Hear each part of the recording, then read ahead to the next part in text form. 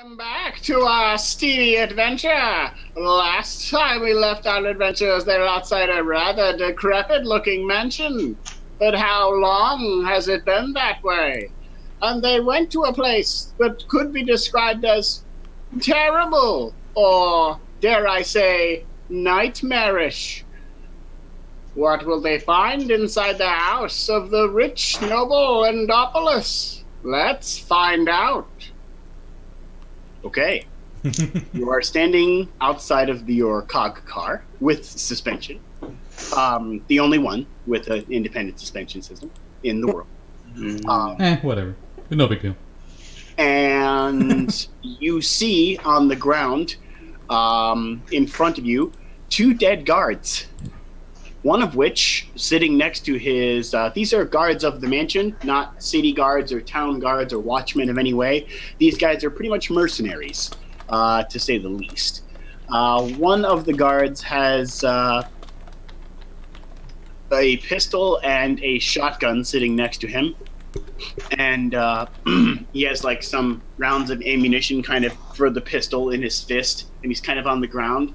The shotgun's like laying next to his other hand. It looks fully loaded. And he has a giant gaping hole in the side of his head where his brain is very clearly missing. Oh dear. Okay, so probably wasn't shot. Got it. Hold on. The whole brain is missing, or there's just a big chunk torn out of it? The whole brain is missing.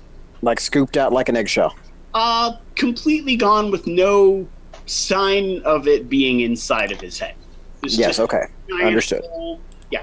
His hat's on the ground next to him, his fedora that he was wearing. Okay. The other guard is kind of slumped over in a lump, and you can't really see what he's laying on, but it very clearly looks like he's laying on something disgusting. And it smells, the other guard, when you get close, something just smells just particularly putrid. And it looks as though he has something in his hand, and he's like slumped over on top of something else. He also looks very dead. Okay, so now this is outside the house or this inside? This is outside the front of the house. Right when you get out of the cog car, all of you guys get out, you see this scene stayed before you right in front. The blood from both guards kind of splattered across the cobblestone walkway that leads up to the house. Okay, so I suggest we first secure the area before we go investigate these guys. So I'm going to make a loop around the back of the house. And just make sure there's nothing on the outside of the building. You don't see anything on the outside of the building when you loop around the house. You do see lights on inside and some kind of hunched over figures looming about in some of the rooms. You see shadows, but you can't really see much more than that. Are they moving? Oh yeah, they're wandering around. Okay, alright. Does it look like they're anywhere near the front of the house, like that first room? No. The front room of the house looks like the lights are off. Okay, I'm heading back to the crew. Looks like there are individuals inside, but I think we have a moment to investigate what the fuck killed these guys before we head in. Well, you left? Holy crap. He's like still putting on his full plate. Why are you wearing... Okay, no, it makes sense why you're wearing that. You should create small machines that do it for you. I was debating about it. But I want to... Can the what's-it-name help you? I don't remember what we named it. The Backpack. Backpack, that's right. Backpack probably is helping me. I don't know. Backpack is helping him. That's why it's only taking 4 minutes. This suit is completely different than the last one you guys saw. This is the one that was in his room, and he had it moved to the car. This is Mark 7, then? This is the secret project he was talking about. I'm gonna flip over Mr. No Brains and see what it is that he's holding. He's not holding anything. He's slumped against this, the porch. The other guy. That skull. He's like this, kind of slumped over like this, and you can see his brain is missing. And then his friend is literally like slumped over something, like he stabbed something and fell on it, or fell on something that he was killing. You're gonna flip the guy that slumped over? Yeah, I'm gonna use the tip of my boot. Okay. You kind of like, oh, gross, this smell is horrible.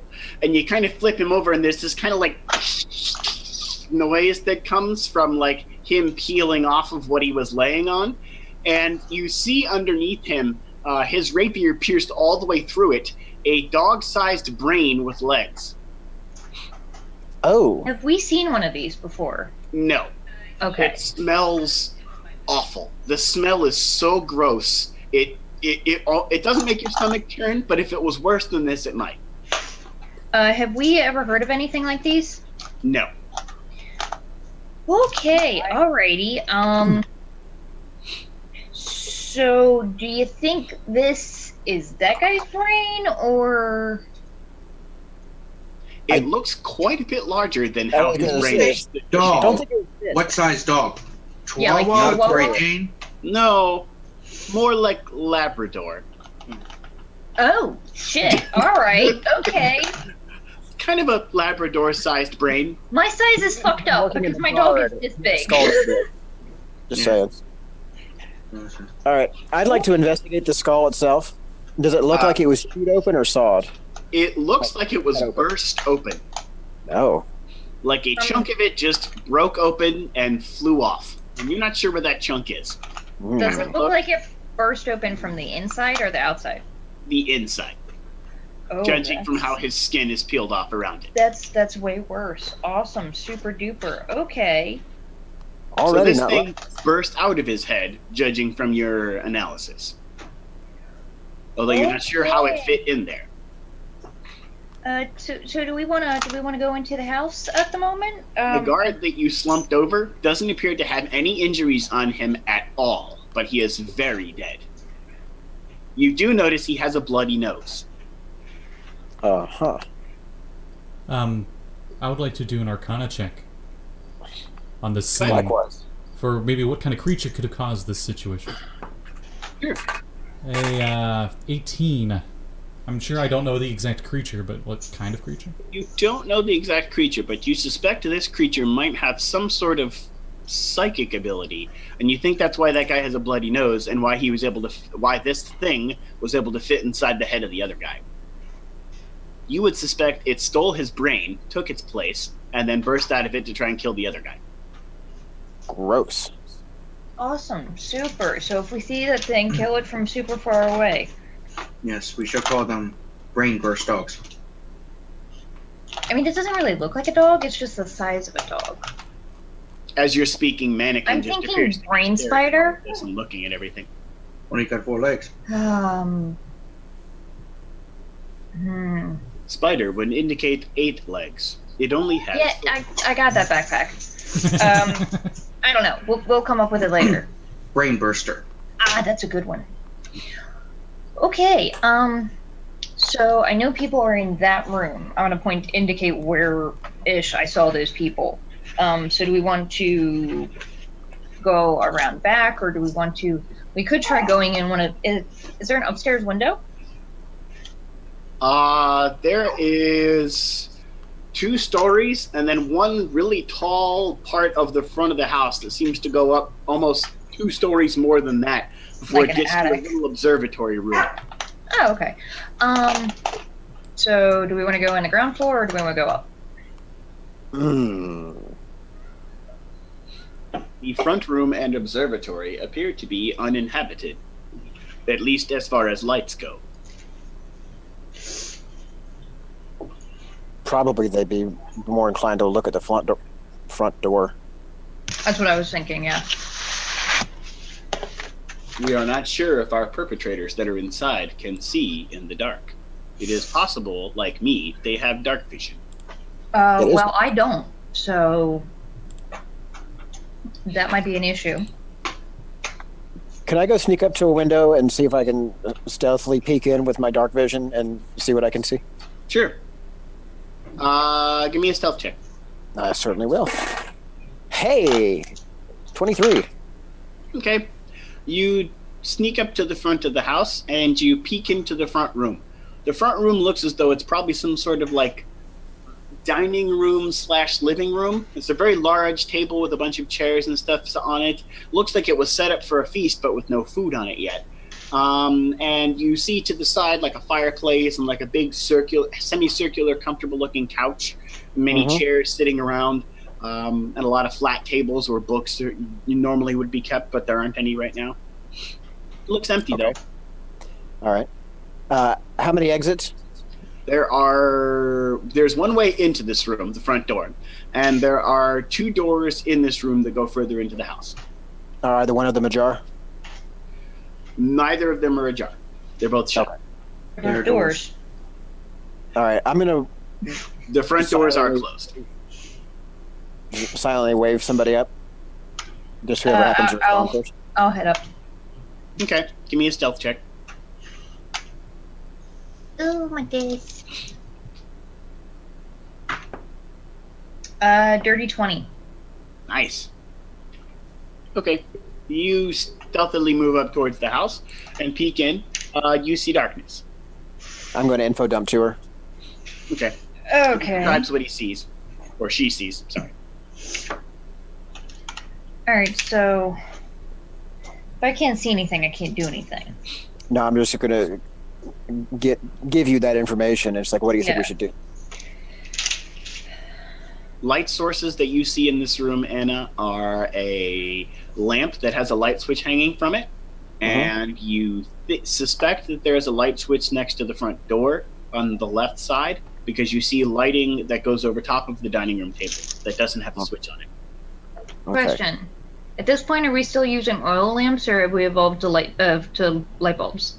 This particular mansion has electricity, which is still considered some sort of luxury to some people. Okay. The very poor use oil lamps. Yeah. The rich do not. The middle class are kind of in between.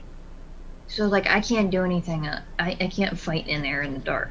I would say let's go to one of the brighter rooms, and we can try and lure them out or bottleneck them, and they'll come at us, and we can see and shoot them as they come into the rooms.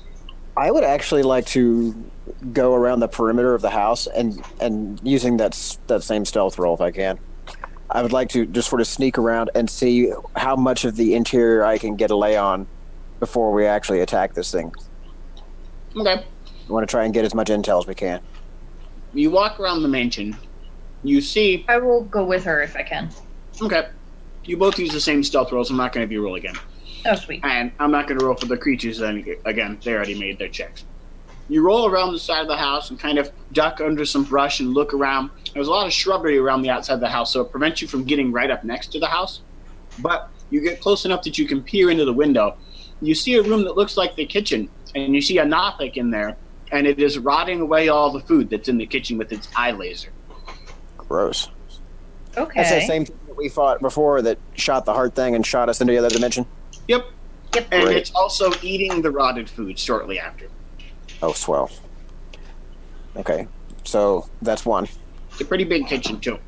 Yeah. You walk around to another... Laying all of this to her as I get it through this. Oh, all the rooms that Nothic was in the kitchen's lit up. The lights turned on. Oh, The cool. So I Nothic's can just see wandering that. around in the light looking about. Oh, okay. And the Nothic looks to be alone, correct? That one does. Okay. You walk around the back of the house, the back porch. You narrowly avoid a Nothic directly seeing you as its eye lasering plants outside through the window. And it's standing out in the back porch by itself, just rotting plants and part of the ceiling. Ew. Okay, so I'm gonna pull us away from there. Mm-hmm. So what do you think? Like, you literally, like, we're sneaking around, and this eye laser blasts out several inches in front of you and rots the grass and several plants, and you're just like, oh boy, and, like, narrowly avoid getting hit by it. Yikes. Yeah. Okay. All right. So Hashke, what do you I think they're would doing? say What do you think they're doing? Probably just looking in the house, seeing what's around. You got your armor on yet? Yeah, I got my armor on, and we're just like sitting here at the car. Mm. All right, then we'll double back. yeah. Make our way I back was to the gonna group. pull him back. Okay. You decide, continuing further as he's just, whatever it is in there's eye blasting randomly in the yard, you decide maybe going around back was not a great idea. He's just eye lasering everything in sight that he sees moving around. You see a rabbit hop along and just get melted into a rotted pile of goo That's and charming. bones. One tear mysteriously appears. Do we Hashke feels slightly sad. He's not sure why. Damn. How easy do we think it would be to get to the room that the rabbit killer is in? If we go through It's outside. You're It's out back standing. of- You're standing right next to a door that goes into a screen fence, like a screen porch. I actually say we go around back and kill these things from outside if possible. You So know start that from from the- what you can see here, there's a light on the porch that the Nothic is in the at the porch, just eye lasering randomly. And there's a door behind that Nothic that leads into the kitchen where the other Nothic is. Yeah, let's pick off the stragglers first, and then we can go through the house. Do you think we can get the drop on this thing? Do we think we could? With your stealth checks, you know that neither of them seem to have noticed you. You're not sure about the rest of your group or if they're even capable of stealth, one of which is a man or a gnome entirely composed of metal at this particular moment. You're fairly certain that the only thing Backpack is capable of is walking loudly, as its feet are metal. Okay, what about Okay. you, Hashke? Are you quiet? I couldn't even hear his answer. I'm never quiet. That's right. Yep. Okay, cool. I can be. Anna, me and you, let's go take out the one melting rabbits, I and actually then, can be pretty quiet. and then if we need to, we'll run back to you guys for help. All right, so Anna's going to get a really big grin on her face, and she's going to hold her hand out to one side, and she's going to snap her wrist down, and a rapier made out of shadow and kind of like dripping appears in her hand. Let's fuck them up. Okay. God, you're weird and concerning. As Yeah, you kind of let's do came it. back- as you kind of came back to the group and kind of conveyed your plan to the rest of the group that was waiting at the car, before you take off, Backpack chimes in. Suggestion. If the two louder members of the party make their way around the perimeter with myself, we could provide backup if things were to go south from the rear of the house. That's smart. Maybe you'll be a distraction as well, and we can shoot him in the back. Given That's the really wind funny. being as loud as it is in this area, because it's particularly flat, I deduce that if we stay approximate this many distance, and he gives an exact measurement of feet from the house, our sound will not be projected towards the household. Fantastic. You do that. We'll sneak around the other side. Backpack looks at, sorry, brain fart, Coby. Coby and Hashke and goes, this way. All right. And begins walking rather robotically in a precise fashion, continually looking over at the house as it's walking to make sure its footsteps are moving in a particular manner. You know, Yeah. despite being in this bulky diesel punk armor, I'm moving faster than this robot now. Little pep in my step. You get around to the back of the house to an area. For the record, Hashke and Coby, you are 60 feet from the back of the house. You can see the porch where this light is on, and you see a Nothic kind of hunched over and kind of like, like just blasting an eye laser randomly at brushes and trees and stuff. You currently see sitting at your feet the rotted corpse of a rabbit, which looks recently killed. Oh, bunny. Hashke, you're fairly certain this is why you felt sad. So we're gonna circle around the other way. Do we need another stealth check? Nope. Your same stealth check gets you to where you were before. The Nothic still does not appear to have noticed you yet. It's just making grotesquely weird noises and blasting its eye laser randomly. Sweet. Kill. I would like to shoot it. Cuba, Cuba, Now, we wanted to kill it quietly? Yes. blah, blah. Flick, blah, blah. Yeah. Do we need initiative? Yep. Wait. This is for the surprise round. Those of you who have ranges that can hit it from this distance can take a pop shot. Okay. Technically, there is no surprise round in 5e. What it is any creature who's surprised doesn't get to take actions or reactions. On the first turn. Yeah. Yes. Pretty much, So- he doesn't get to go, but you get to because he hasn't noticed you yet. But after you shoot him, if you don't kill him, it gets to go. Coby's like, stealth? Coby! Hazel got a 14 initiative. I was tempted to make like some basketball weapon of some kind. All right, so my initiative is 19. 19? Okay. What did you say, Hashke, your initiative was? 23. Okay. What was yours, Jesse? 19. Coby's just standing awkwardly 60 feet away at a 5 initiative. Okay. What's yours, Visca? Hazel. Hazel, sorry. I renamed myself too. It says Visca on the... Yeah, I updated it a moment ago. Got it. How much noise does an Elder Splash typically make? Enough that if someone were standing there awake, they would hear it and not have to make a check. Eldritch Blast. So pretty much you like summon forth stuff, and then it's just like, and sounds like a gout of flame being thrown through the air. So maybe wait until after, or stab it with your shadow Yeah, sword. that was going to be the thing, but you decided to shoot at it from range, so I'm gonna have to run up and stab it on my initiative. Okay, leading the surprise route. Hazel, what'd you say your initiative was again? 14. 14, okay. Leading the surprise round is Hashke. So I arrow it. Because it's quiet. All right. You pull out a bow and shoot him. It. Him. Her. They. You're not sure. 16? That hits it.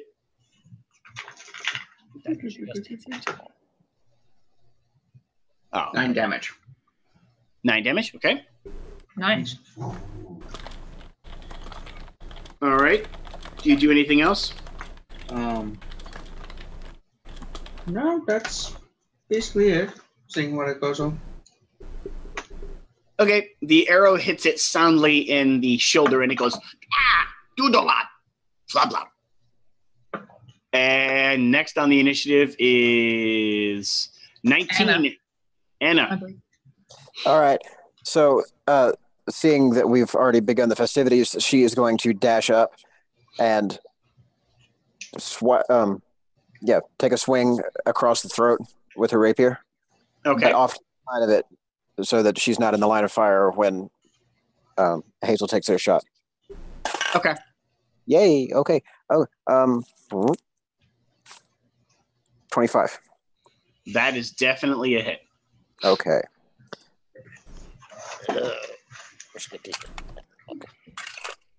Okay. So that's 10 piercing. Okay. And now we have Hazel. I would like to shoot it. You may. 16. That is a hit.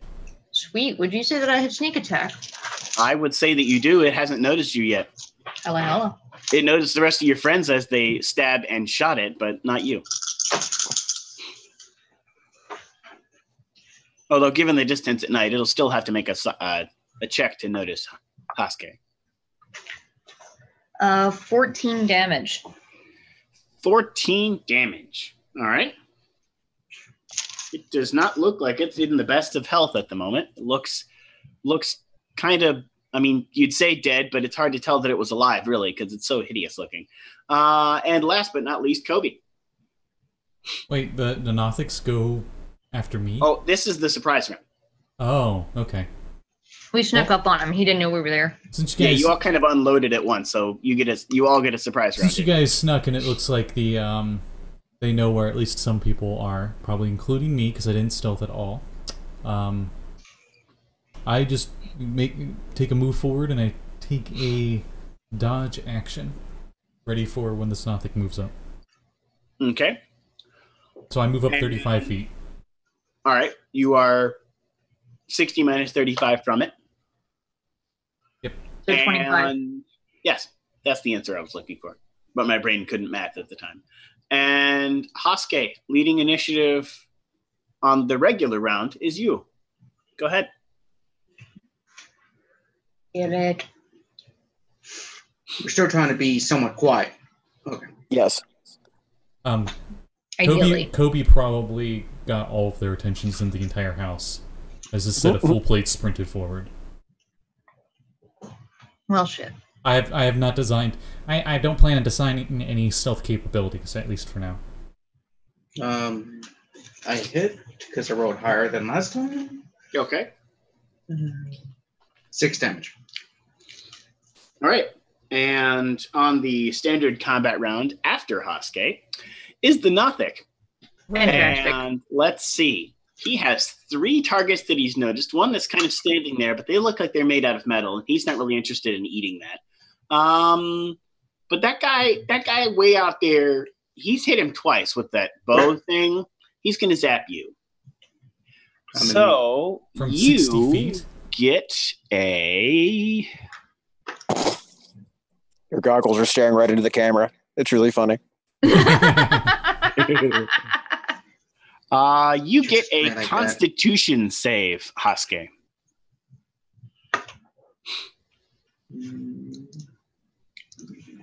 Stay in. Okay.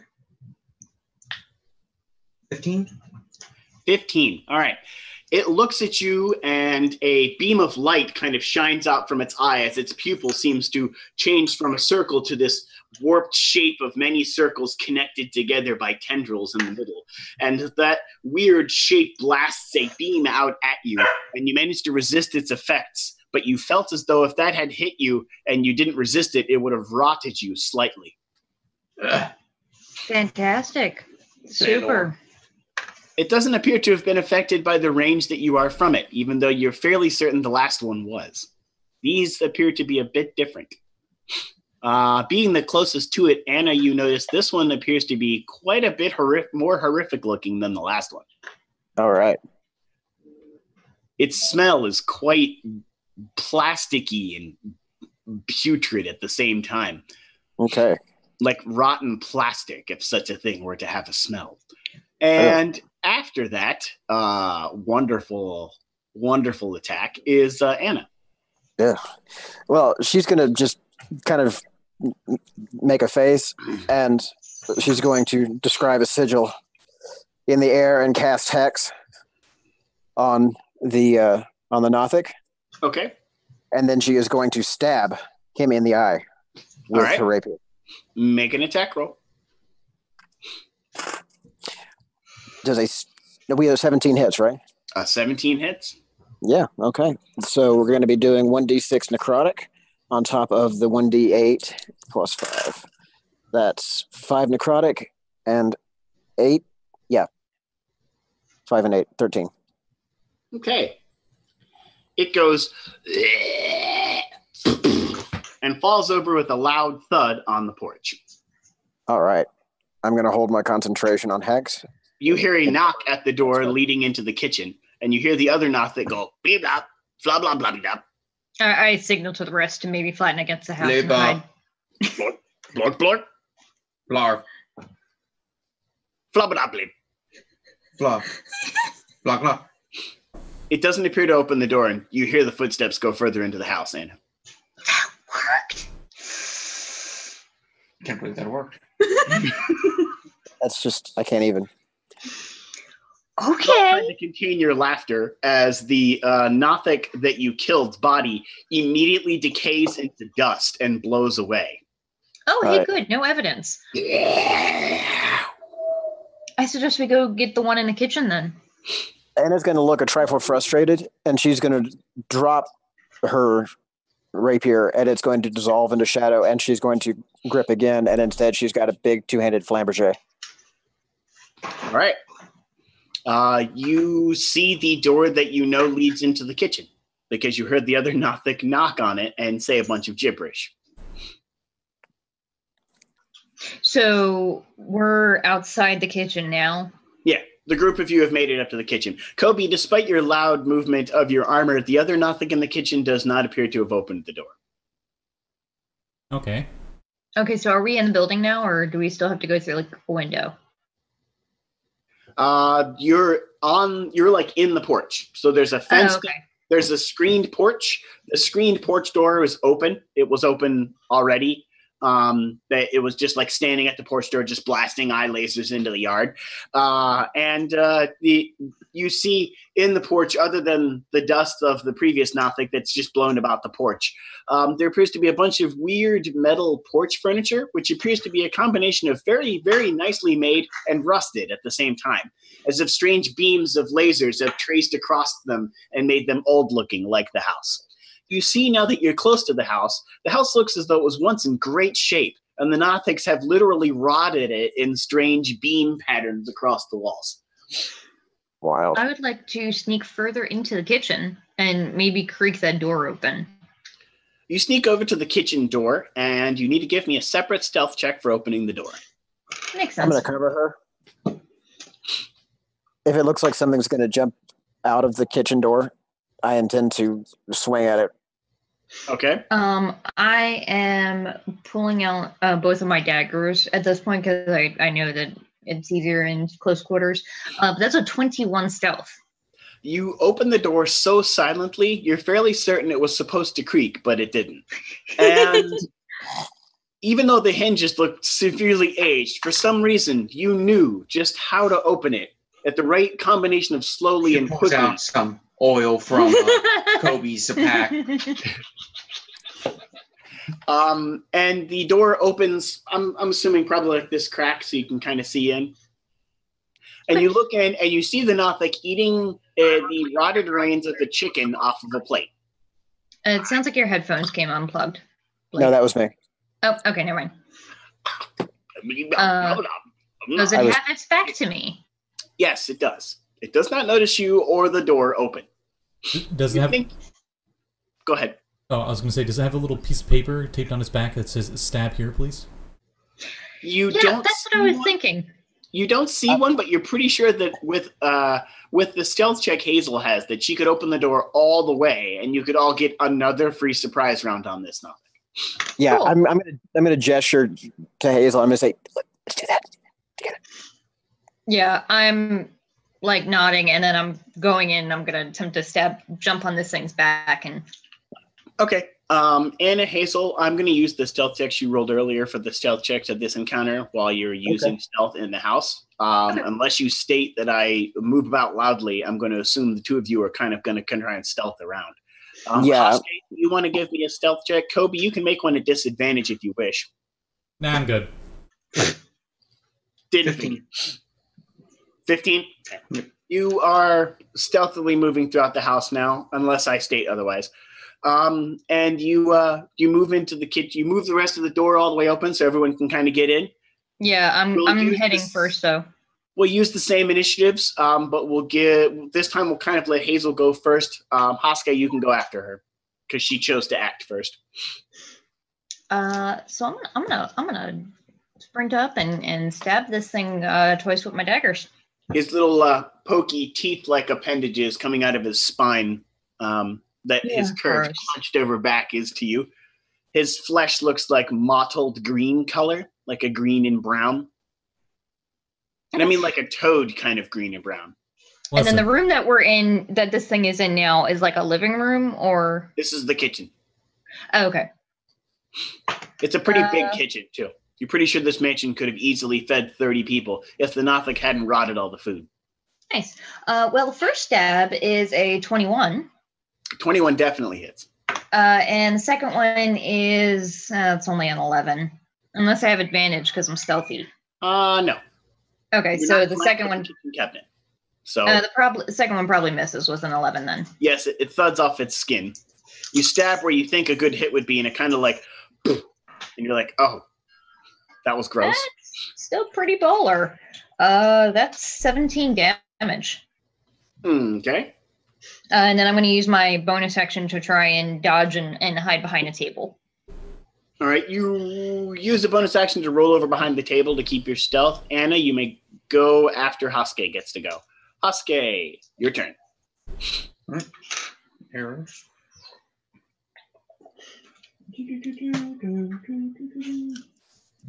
That would be a miss, probably, with a 12. A 12 goes and bounces off his skin. His skin oddly flexed in that area as you went to strike it. You didn't really see any like hardness to it. Like it's not like it's hard. It feels like it's your skin, Gross. maybe, but it like flexed for some gross reason in a way that is disturbing and odd. As if there's some sort of massive tentacles underneath its flesh flexing at the same time. Anna, it's your turn. Okay, so she is going to run up as quietly as she can manage and drop to one knee and slide that Flamberger in between what she thinks are ribs. Okay, you're pretty sure if it had ribs, if it has an anatomy, that you're striking between them, maybe. Okay, well, that's going to be a 16 to hit. 16 hits. All right. You feel And the sword slide between a mass of tentacles. I'm going to say, preceding all of that, she uses her bonus action to cast the Hex Follow. Okay. So that's where she starts with the Hex and then runs in and then hits. And that's going to be for 2d6 slashing plus 1d6 necro. Oh, yeah, baby. Plus, okay. 14. 20 damage all day. Okay. It looks like it's clinging on to life, if such a thing were possible for such a gross mass of whatever this is. And last but not least, Coby, your surprise round. So everybody ran in and stabbed and shot and all that. Right? Uh-huh. You're in the doorway 10 feet from it. Easily able to move in and attack if you want. Okay. There's a lot of room in this kitchen. I run up to it, and to your surprise, he doesn't have any guns out at all, and he just clenches his fist, and you see like the middle forearm part of the gauntlet, like open and expand, whirl around his fist, and make a bigger gauntlet, and he just punches it right in the face. Nice. Hell yes. I'm totally here for this. And he got, let's see what his bonuses are, for his power fist, a 14. I'll give it to you. Okay. Probably punches him like right in the forehead or something. 6 bludgeoning. Okay. I like to imagine it's like a piston fist. Like when he moves forward, not only is he moving forward, but the piston part actually expands forward, just like that Like Russian whatever kaiju monster fight robot. Coby moves in and makes an amazing punch with some strange immediate adaptation to his fist as he's punching, and almost finishes it off. But it looks like it's got just a little bit of life left, leading the now normal initiative, Hashke. Same thing. Okay. 18? 18 hits.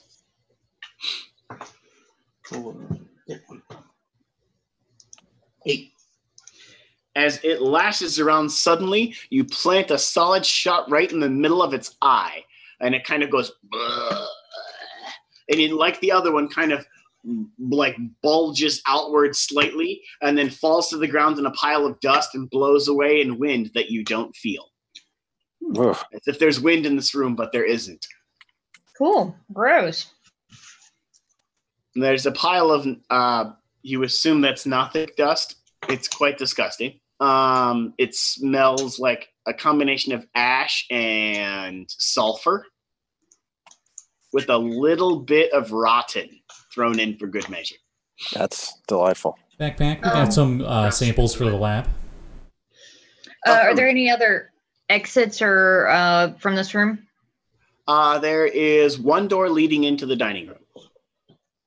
I would like to go creep up to that door and squeak it open. Okay, give me a stealth check. For me, Oh shit, that is a squeak check. That's an 8. Okay. Hmm. You walk up to this door and apply the same technique you did before, but for some reason, this door goes.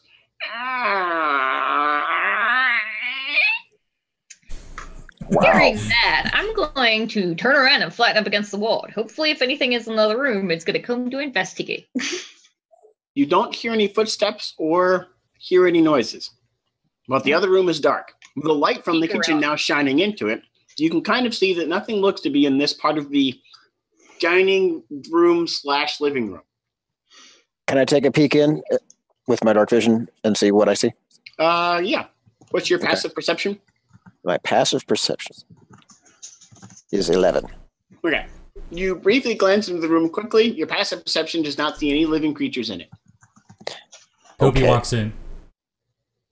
His is 13. You do not see anything in here, Coby. There Okay. is a door, the dining room table, which looks as though it was set for dinner, but there's no dinner on it. There is a semicircular couch sitting in front of a fireplace that's not lit, and several tables that looks as though they could have books on them, but they don't. Oh, and the other set of doors that goes outside, and another door that goes into another part of the house you didn't go around to look at. This is an interesting scene we got going here. Looks like they set up for stuff, but they weren't ready for it, or whatever happened. These Nothics happened really quickly. You see no bodies in any of these rooms at all. Either all the house servants are dead, or the house servants were the Nothic. Or worse. Not a good signal. Can I give like an investigation check or something? Sure. You can all give me one. Okay. I'm pretty bad at those. 23. All right. Dirty 20. All right.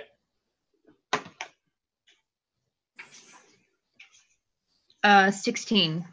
Okay. I wish I could have my AI Jeeves. Judging by my roll, Hashke is keeping an eye out for things trying to sneak up on us. Because I'm not investigation shit. Okay.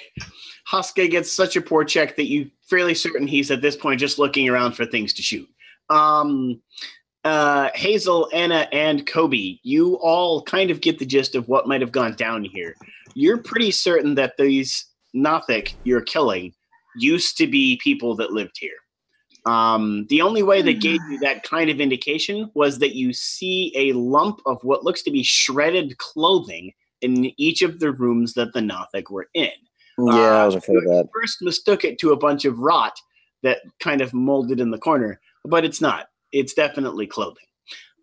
You're fairly certain all of the house guests were turned into, or the workers that lived here with Endopolis were all rotted away.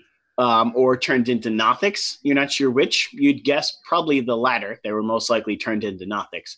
And you don't see anything in the dining room. You see a light coming from underneath the door into the room you didn't look at. That comes out of the living room part of the dining room.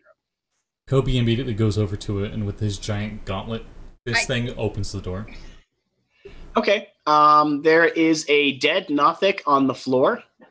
Unlike the other Nothic, it doesn't appear to have turned to dust and vanquished. It appears to be bleeding out on the floor. Maybe it's not quite dead yet. You're not sure. Would I be able to do like a medicine check? Sure. Coby looks pretty confident considering he's wearing like kind of like +1 full plate.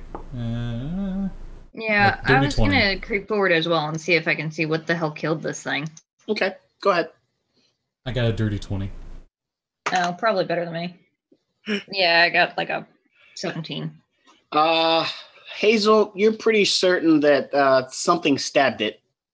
Coby, you're pretty sure that someone stabbed it with probably the equivalence of a longsword, maybe something fancy. You can tell because there's some kind of damage around where the puncture wound is, around the head, that looks as though it might be some kind of filigree that's designed around the end of the blade. Oh. Well, it looks like not everybody was turned into one of these things.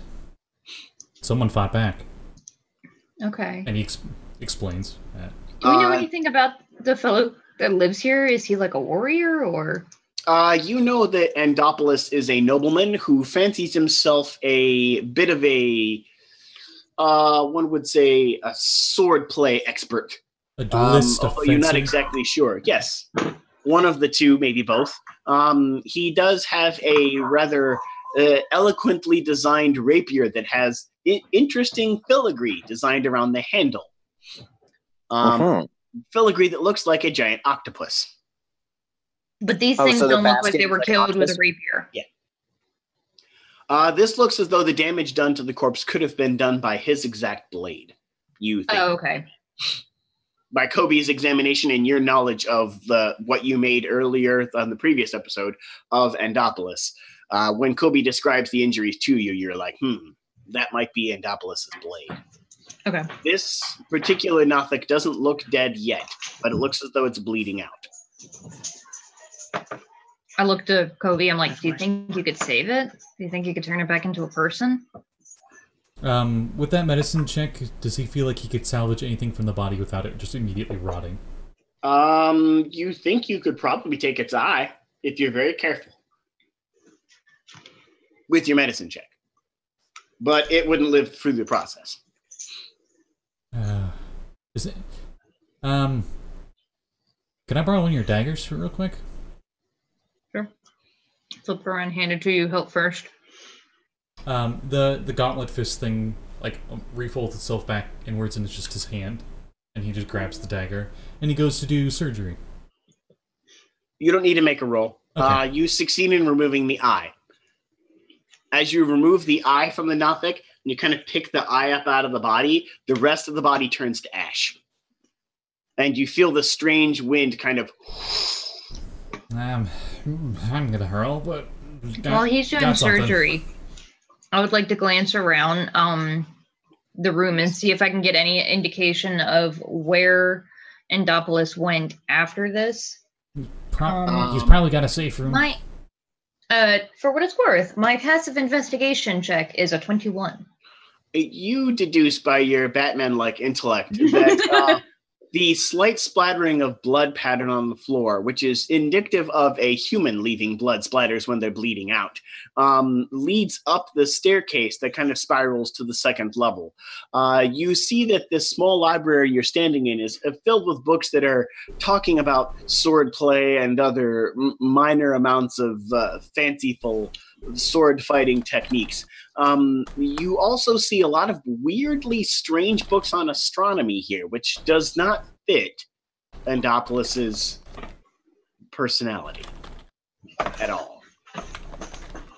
In the remotely close nature at all. This seems very alien to what you know of Endopolis. Okay, so what was it that seemed like? Astronomy books. Talking about star movements and different astronomy patterns related to weather changes. Do we think Endopolis lived with anyone? You know Endopolis was alone. Nobody could stand his arrogance. And he's lived here for how long? Do we know? 30 years. He's a bit of a douche, so he didn't really live with anybody. Probably had a cat. Okay. I don't know, but Can I do an active investigation of his library as well? Sure. Just oh, baby. That's going to be a 19. You get the same thing that Hazel did. These astronomy books do not fit the pattern of books that are normally light up in this library. And they all appear to be in a particularly new-looking section. Would my experiences give me any particular insight as to where he might have been headed with this research? These astronomy books look slightly plainer in nature to you. Yeah. They're very plain. With the study of these books, can I make I don't know, some kind of intelligence check to see what the significance would be for if there's a connection between these books and these Nothic creatures? Sure. You can give me an intelligence save at advantage. Okay. I was going to go with the Tinker Gnome double proficiency, but that works too. 12. Still not good. Okay. You're pretty sure there's some connection to these astronomy books and the Dream Realm astronomy maps that you found in the strange white marble tower. You guys probably see me actually take out those things and compare. Okay. While they're investigating the library, can I creep up the stairs? Yeah. The stealth check you made earlier is enough to stealthily move up the staircase. At the top of the stairs, you see a hallway. And in the hallway, there are two doors. At the end of the hallway, there looks to be no door, just an archway leading to another spiral staircase going up the large tower that goes to an observatory on top of the mansion. Good night, nurse. Hey, Hazel, what do you think of these? Oh, God damn it! And he goes out. Batman, you. I might build my armor for stealth just to spite you, because I can do that. That'd be really scary. Full plate and stealthy. That is hilarious. She's gonna creep along the hallway and sort of like glance underneath these doors, see if I see any light in those rooms. One room does not have any light in it. The other room definitely has a light on. Do I see any shadows, like something's moving around in there? Yes, you do. Sweet. I'm gonna creep back downstairs. Coby's already heading out, and he got 12 on his stealth. Okay. He wasn't trying to hide from you. He's just trying not to make noise. No, yeah. You creep back down the staircase as you see Coby put the book down and finish saying, "God damn it," and then look over your direction. Hey, there's somebody else upstairs. It's the door on the right, I think? Both doors are on the right. Oh, okay. So I'll indicate which one it is. Something's in there. I don't know what. It could be Andopolis, so maybe wait until we're sure that it's not a creepy eye. Make sure it's not him before we shoot it. You want me to get the door? I'll go have a look. I mean, I know him. I mean, we're not friends or anything, but I know him. I feel like he'll be pretty obvious. Yeah. Also, can I have my dagger back? Yeah, I thought I gave it back. My bad. You got the stairs. Yeah. I left while you were investigating what's his name or cutting the eyeball out, I think. You give the dagger back to Hazel, and Anna kind of creeps up the stairs with Coby behind. The two of you make your way over to the door that Hazel points out is the one with the light on. Hashke, you're kind of bringing up the rear, I'm assuming with a bow notched with an arrow. We're still being quiet. Yep. Okay. Everyone still appears to be being quiet, as nobody stated they're being loud. So you make your way over to the door, and the door remains closed as you all creep in front of it, even Coby. Creepy. Yeah, I'm going to pull out my bow and arrow. They appear to have noticed you. And basically nod for, ideally when Coby opens the door, me and Hashke will be lined up to maybe take a shot if there is a monster in the room. Okay. The hallway is 10 feet wide. It kind of goes up to a big landing of a hallway. So you and Hashke kind of stand behind Coby and Anna. Anna, you're kind of like ducked down in the front. And you and Coby are standing in front of Coby. You can just stand at normal level and everyone can duck down. So you That's stand right. at normal level and you and Anna kind of like open the door. So you and Anna both give me a stealth check at advantage. Okay. Coby, this may be the only time you roll advantage in your full plate for stealth. So would I just roll normally then to cancel out my disadvantage? Mm-hmm. All right. Cool. All right. So I got a 19. Okay. We'll go with yours. Because I'm assuming Coby's is under 10. You're gonna Bam! Nice. Oh. Okay. Coby looks like he's about to just ham fist the door, and you already stealthily opened it almost all the way. As you see inside the room, the lighting up this very elaborate, fancy, expensive-looking bedroom, or at least maybe it was many rotting eyeball blasts ago, is a mostly dead Nothic. A very rotted remains of what looks to be a nobleman in the corner, slumped over against a blood pile on his bed. So we're going to say that the two people with arrows get to go first, since you were already ready for an attack. Hazel and Hashke, give me attack rolls. And so Nothic looks wounded. It looks mostly dead. Oh, sweet. Okay. Thanks, It has Andopolis. many stab wounds into its body. I got an 18. 25. All right, you both hit. Roll damage. Would I have stealth check on, or a sneak attack on this? Or Is considered sneak attack. It was not ready for your attack. 10 damage. 10? Okay. 14 for me. All right. Two Yeah, arrows let's see. launch over top of you, Anna and Coby, as they launch in either side, kind of blasting in either side of the neck of the Nothic, and it kind of rots away to dust and blows away in the imaginary wind that you don't feel but somehow is there. Clanking onto the ground is the rapier that was still impaled into its chest. I'm gonna run over to the nobleman, see if he's breathing. Yeah, Coby definitely, that was his first thing. You definitely think that he's dead. You can see his skeleton. You're pretty sure that nobody comes back from that. His spine and his legs are rotted away to nothing but bone.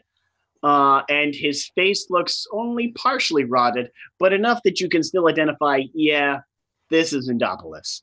Cool. You see clutched into his hand is a strange book that looks like it's made from a giant leaf. And it looks as though he also has, let me read my notes here, a signet ring on his pinky. I'm gonna say, don't touch anything. I'm gonna go over to the bed and pick up like a pillow sheet and wrap up the leaf book. Coby already had like his giant gauntlet hand on the book. I was saying, don't touch anything. As you say that, Kobe's like, and so you wrap the book up and kind of pick it up off of his hand. The book looks as though it was recently rifled through. Someone had been leafing through it. God damn it. The other hand that the nobleman had looks as though it may have been clutching his rapier, as it seems to be like kind of like in the pattern like this on the ground, like maybe that's what it was holding on to when he died, as the knot that killed him. The rapier looks to be in pretty good condition. It is a fancy, expensive-looking rapier. It doesn't appear to have been rotted like a lot of other things in here. The sheath sitting next to Endopoulos' corpse is still in pretty decent condition. On Endopoulos' body, you also see very rotted-looking noble's clothes. And this bedroom looks as though a lot of it's been disintegrated and rotted away to nothing, except for some stuff on the bookshelf. And the bed also looks kind of partially rotted, as the I-beam may have hit the bed when it was killing Endopoulos. I'm gonna go look for those books, see if I see any more on astronomy. Did Coby Does the flow appear to be moving through the rapier? No. Okay. So it's nice, not magical. You do see the flow moving in this room rather erratically. Something in this room is causing some strange movement in the flow. You're not sure what it is yet. As you look around to kind of, what is doing that? As you see the flow kind of like shifting in many random ways. You almost see faces in the movement of the flow, which is quite disturbing to you, as you've never seen that before. That's not a good thing. No, not at all. That's quite disturbing. And where she came from, does she even have the flow where she's from? No, but you can see it here. Okay. Coby wants to very carefully check out this leaf book. Okay. Hazel kind of picked it up in a blanket sheet. She moved from the bed and looked at it. You very carefully kind of like using the blanket sift through without really touching it, because you're not sure the extent of whatever it is. It looks similar to the leaf-bound books you found in the library. This particular, in the White Tower, this particular book looks as though it speaks of a strange place called, and this name might not be strange to the lot of you because you've been there, the Dream Realm. It goes into a lot of details about it, and it goes into a lot of descriptions about it. So it talks about how to go there on purpose? It doesn't directly go into those details, no. You're fairly certain Endopoulos might have had some other kind of help to do that. Does this book look like it was written by him, or one that he found and he was looking through? No, the Elven script in this book looks rather strange. It seems to flow to whatever language you consider your primary language. But that trick again. You could tell that it was Elven before you read it. The flow is just so distinct, it couldn't be anything but Elven. Okay, it's still in Elven, it just switches the grammar around, because it's Gnomish. I see it in Gnomish. Gnomish uses Elven script. You find on the bookcase nothing else but a strange obsidian-plated jewelry box. Oh. I'm gonna lift it open with my dagger. You kind of pick it up and you're like, what is this? It looks like a obsidian plated box. And you look at it and you try to lift the top open and you just pick it up and you're like, what is this? You kind of have to look at it a bit more.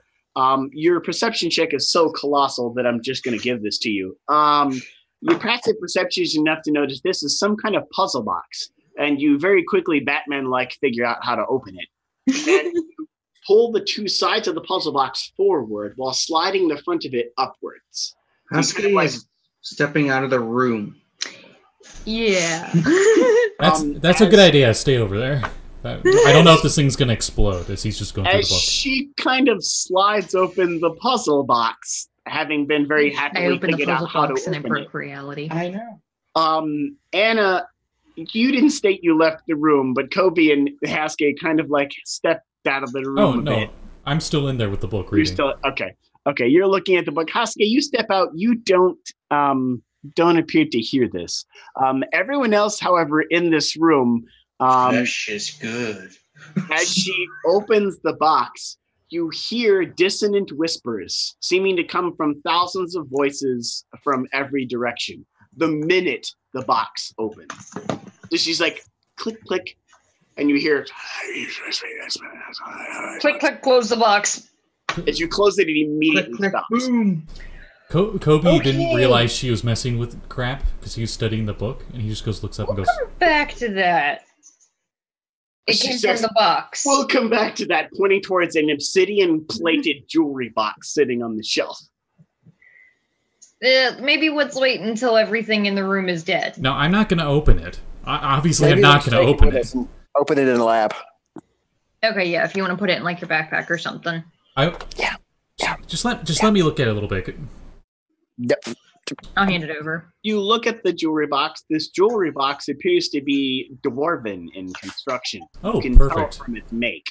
Perfect. How big is it? Is it like... It's a standard jewelry box size. Okay. So it looks as though, and from the very brief period of time you kind of slid it open a little bit, a blue glowing light kind of shined out of the box and filled the room almost immediately as fast as the dissonant whispers did. And Hashke, you, while you stepped out of the room, didn't hear the whispers. You did see a blue glow kind of flood the room and then go away just as quickly as it did. Kobe got a 27 on his history check on it. This is a dwarven-made box. Whatever is meant to contain inside this box was meant to contain it from all forms of magic. And it's not working.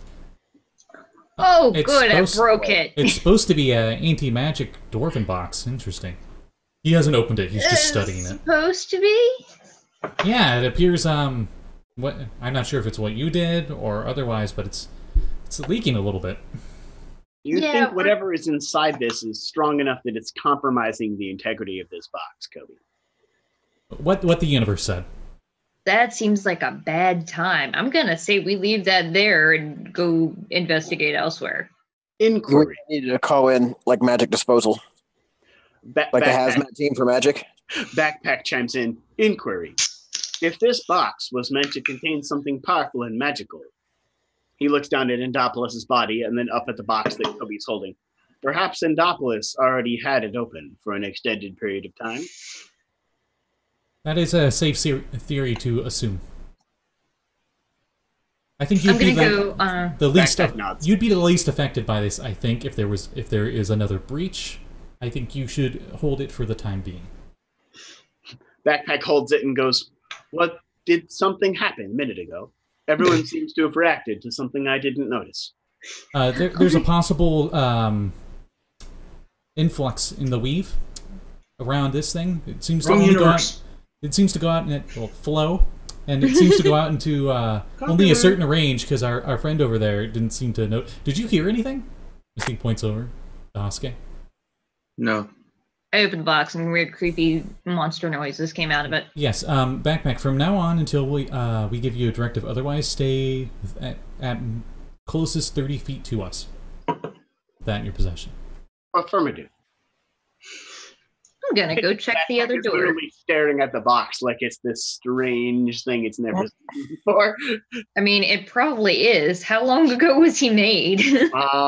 Recently, from what you Cool. can tell. Yeah, he's like a week old. Yeah, pretty much. Also, do not Yesterday. open under any circumstances. Backpack looks like it was about to open it and then goes and puts it back in a backpack. I Affirmative. love this idiot. I'm gonna go check the other closed door in the hallway, the one that was dark. Okay. You sneak over and open the door, Hashke providing cover behind you, and you don't see anything in this room. It looks to be a storage room of sorts, a lot of stuff is kind of literally chucked into this room. Like somebody threw things from the house into it to make room for something else. What all sort of things are in this room? Like, where did it look like they came out of? There's a busted pair of binoculars, like somebody chucked them in there and they broke. A large pile of other random books on history of weaponry and swordplay that are chucked into the room. Some random chairs and tables that appear to have been chucked in the room that would normally be set up somewhere else. And like a dining room, or like a study, or like a parlor, or what kind of? What I'm trying to figure out is like, where does it look like the room was made? This room looks as though it was once a parlor of sorts, and everything in it looks as though it was kind of chucked in there like a storage room randomly. Okay. So the pile of stuff you see before you is just a random pile of what you would think a noble would randomly have in their house. Literally all stuffed into this room. I'm leading out into the hallway. Coby, it looks like that obsession with astronomy is recent. Probably has to do with all this, all the dream mumbo jumbo. Yeah, with the weird, creepy book. Yep, probably. I'm gonna check the. The house contains an observatory. That is correct. That's where we're going next. That is a good observation. Have we cleared all the rooms on the bottom floor? Yep, everything's clear except the observatory. Okay, then yes. All right, you move over. There is a spiral staircase that moves upwards. Coby starts going up. Staying about like 15 feet away from the demon box. Demon box. Yeah, that makes sense. You as a general notice, stay 15 feet from backpack at all times. I did give backpack a directive to stay at least 30 feet away from us. As you move your way up the staircase, backpack stays in the room, that the body of Adopolis, and doesn't even leave the room. As the last of you leaves the room, you hear backpack say, "I'll just wait here."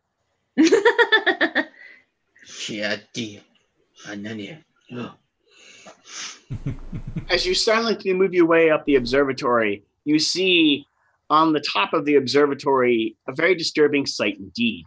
Around the bottom part of the floor of the observatory, right as you step on the top of the staircase, you see a very large circle of salt and what looks to be a drawn series of strange symbols in blood on the floor. God damn it, Andopolis. That is definitely not what you're used to. You're supposed to use astronomy for. Anna, you are seeing the flow up here move like some powerful ritual was cast up here.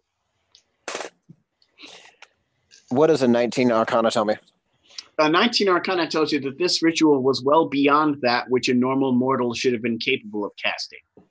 So beyond does this look like it's maybe planar in origin? This looks beyond even that. Oh my. Something had to have helped Endopolis do this. Judging from his body and how he carried himself, you would not guess he was capable of this alone. And I'm going to relay all of that. This is some really big, deep magic. Do you think we should fry this circle? We should burn the place to the ground. I don't know about burning the place to the ground. Let's find out what we can about this place before we do that, because this is apparently a thing.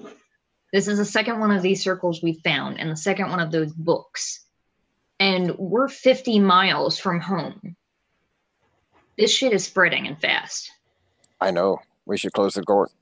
Can I, when I look around, can I, judging by, like, if there are any footprints around or, like, any layers of dust or anything, see how long ago it was that this circle was made?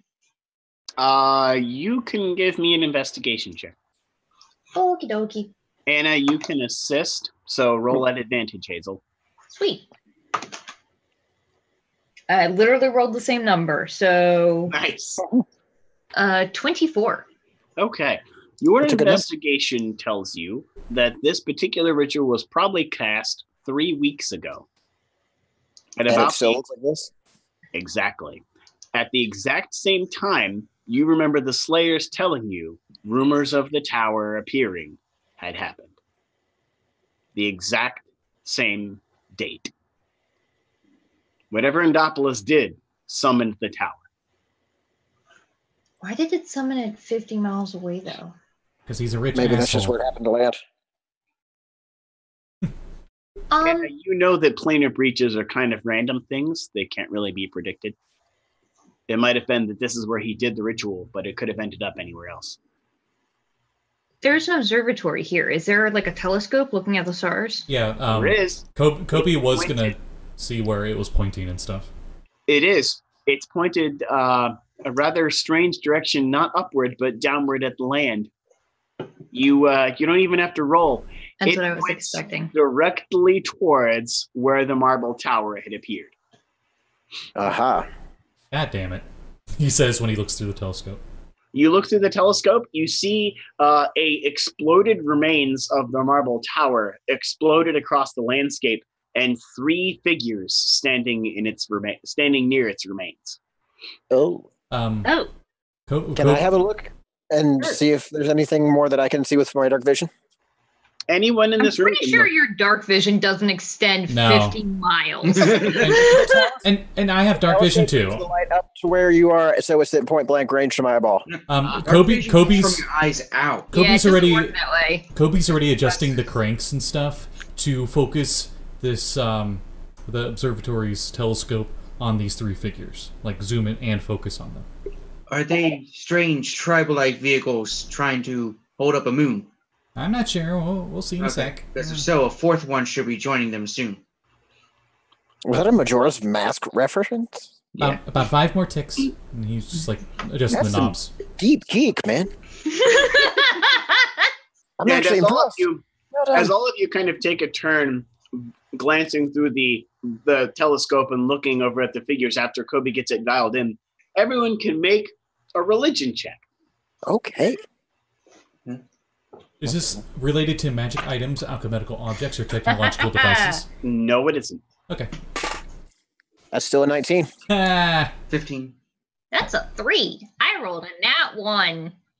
so did I. Hey, Do I get Hazel? advantage for being a stereotype?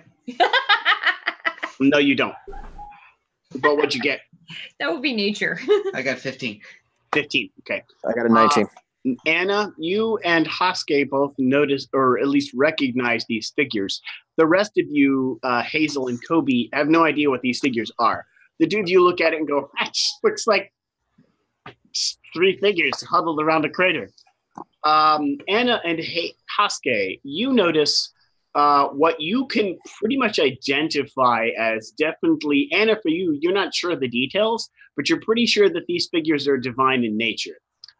You don't know what they are, but you're pretty sure that they don't look mortal in any measurable way. Hashke, you recognize them as the brothers, the 3 brothers, the ones that are gods. You Okay. recognize Firpanoth, you recognize the very flamboyantly dressed god of war, and you recognize the Reaper, most of all, standing there at his side. Hey. You are the only one who identify them as actual gods. Anna, you're pretty sure there's something divine about them that you can't quite put your finger I'm not from around here. It makes sense. A warforged from a time far, far away is like, God damn it, not again. on. I'm sort of looking around. I have no idea what they're just like- seeing. And you see Hashke look through the telescope and kind of look back out like, wasn't expecting to see that. What did you say? They doing anything else? My people call them the Hashke gods. The gods? Yes. I thought My they, What lifelong now? dream. We are rapidly getting out of our pay grade, guys. My lifelong dream might come to fruition. The gods haven't been seen. Put your gun away. They're fucking gods. The gods haven't been seen in how many years? It's been a while. More than 4. It's definitely been more than 4. By the way, Hashke, when you look down at them, the one that you can identify as the god of war directly looked right back at you and kind of waved. He was like, and then went back to whatever he was doing. when you say my lifelong dream and you like get ready looking like you want to kill him or something, Coby gives you the look Tony Stark gives the Guardians of the Galaxy. when they're just like, "You're gonna have to put that in simpler terms, sir." And, and he's just like, "Wait, are you serious?" That's Kobe's look right now. He's like, "Wait, you." So You're do we shitting me, right? know about these gods? Do we know if they're like friendly gods or are they like, No. you know, 4 horsemen of the apocalypse gods? The one You know seems that they walk the habitable. mortal realm. I mean, They that don't doesn't have- necessarily mean. They don't have a divine realm of their own. Multiple people have said they've had conversations with Zobiel. He's the chatty one. Very Which few one's people that? have even spoken of the Reaper. Zobiel's the god of war. Can you put like name, brief description in the chat for us who Yeah, that'd be helpful. haven't played before, so I can write it all down and stuff. Sure. So we have Jurlaxo. Okay. I'm really liking alright. that guy's hat. I don't know why. This got really weird really quickly. Do you guys know anything about a connection between the dream realm and the gods? Brain blast. Because clearly there's Nope. some connection. Just because my people, that doesn't mean I know anything. I'm just asking the only 2 people in the room that might have any idea. No offense, Anna. None Actually, taken. What do I know? Anna, do you know? Because you seem to know about the Dream Realm stuff. They're not familiar to me. I could tell they were powerful. There's something divine about them. Yeah, I rolled up 5 on my religion check to determine if there's a connection. I'll roll. Do you- I don't know if you would know this, but do you know how something is God-like? You kind of get a feel for it after a while. Like she just says this, like just expects you to know what this means. No, Yeah. that's not a thing that I've experienced. I got a It's everything 17. that happens. So eventually you kind of start picking up a sense when things are divine. Generally, it's the feeling when the inside of your brain tries to beat its way out of the back of your skull in fear because you realize that you're looking at something that's so much more powerful than you could ever hope to be that your brain recoils in mortal terror. You have lived a life, girl. I get that when Okay. I look in a mirror. In the Okay. eyes of an angel. It's just like sad rain, and he's just like staring at himself in the mirror in the middle of a downpour. Anyway, well, shit. We should I'm probably Gonna head get back. to the city. Yeah. I really hope these are the nice kind. I recommend No god I we ask ever for remember more money. has been a nice one. Oh dear. Because if we're going to kill a god, that should give us. Ideally, some we're not good gonna money. have to kill a god. That's insane. Good Why luck with is that you with your supposed bow, to sport. have everything to kill it? You really are salty. More slayers. I mean, he's got a what we point. do. It kind of is. I mean, All right, Okay. let's for gather up monsters. as much of this astronomy stuff as we can, and we got to get back to the guild. So none of them were thunder or lightning themed, right? Or they? I don't know. I don't have the. We don't have Sorry, I said that in yet. my voice, but I was talking to the DM. None of them looked very Thor to me. No. Okay, that's None of them good. look like Thor or Odin. Because which both does have calm- been on this planet. Which calms Kobe's nerves, you can see, as you tell him. Oh, thank goodness. mhm. It's funny because Thor, it sounds like, Well, I mean, I like things that rhyme with Thor, but not Thor himself. So, Anna or Coby, do you have any idea how we can break this circle without, like, I don't know, some kind of medical backlash or something? Do we? With that Arcana check? Yeah, you got a really high Arcana, right? That was I like had a 20 19. Yeah. You both look down at the circle, and you both almost in unison reply with the same response. We could just burn the house down. That's what I suggested in the first place. I really want to burn the house down. I mean, for all we know, there's more information here that we don't see. I think the longer we leave these gates open, the more influence we're leaving to come in here. Well, I think that was the same thing that these guys, they went to look for information too, as he pulls up the Nothic eyeball. I see. Are you going to get, like, a jar for that, or are you just going to carry it around in your pocket? Oh, By yeah, the way, that's it's right. as big around as a dinner plate. Oh, Jesus Christ. Yeah, but my new power gauntlet is so big, it's just like a baseball in his hand. Right. More like I think you just need a bowl for that. Okay, all right. I say let's start collecting up what we can of this thing. So any of these astronomy books, so we can take them back to About that big around. to town to have some idea of what we're dealing with, and then we can torch the place if you guys insist. You Yeah, see can we? in the distance, all of you. You don't even need to roll for this. Approaching from the capital city at great speed, the Zeppelin army of the Slayers, moving at maximum speed towards the city that your mansion you're standing in is next to. You've never seen the Zeppelins move at full speed except for one instance. Oh boy, that's a sighting of the Einrich beast. They're going to be here in like days. I hope they don't overheat the propellers. Your guess is we're only a day away. Your guess is minutes. Because Zeppelins are like normally very slow, relatively speaking. These Zeppelins are not very slow.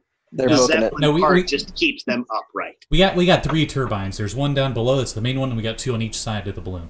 All right, I said let's wait until we speak with them to see what we want to do with this place.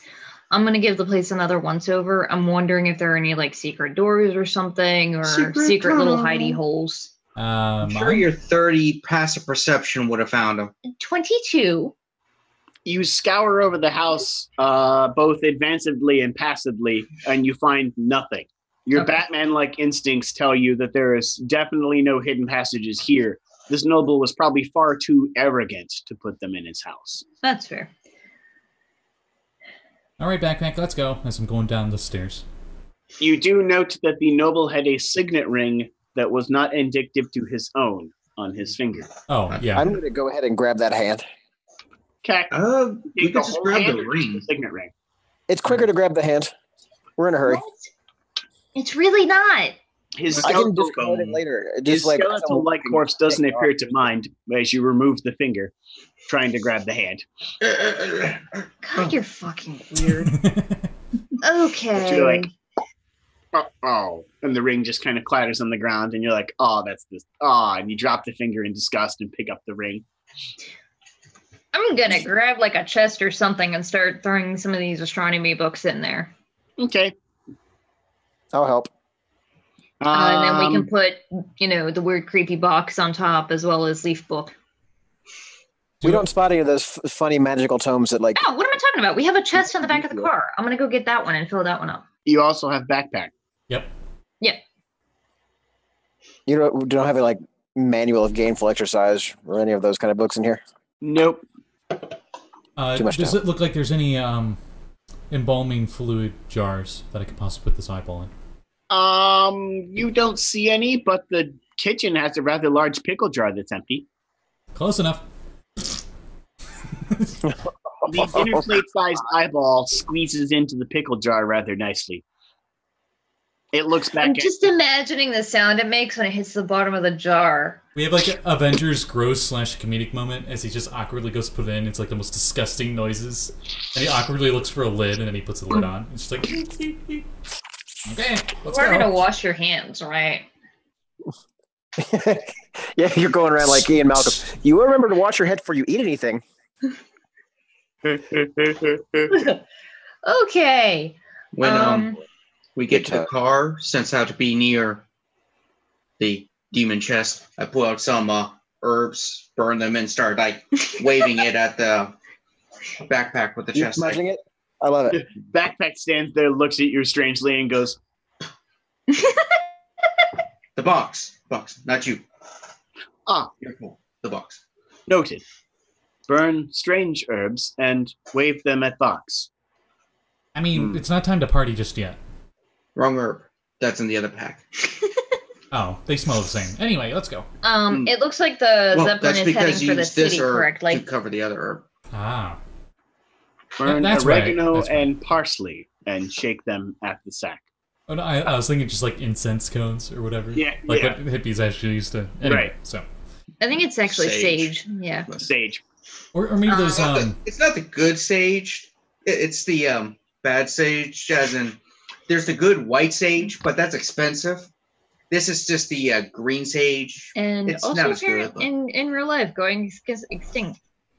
Do you think you'd have like a 3-point discussion about which herb is being used to smudge this? Anna's over like halfway through rolling up some. It's like, wait, what? Honey, it's spices. It's not the good stuff. Coby's like, don't waste the paper. Yeah, I guess let's head back to the city.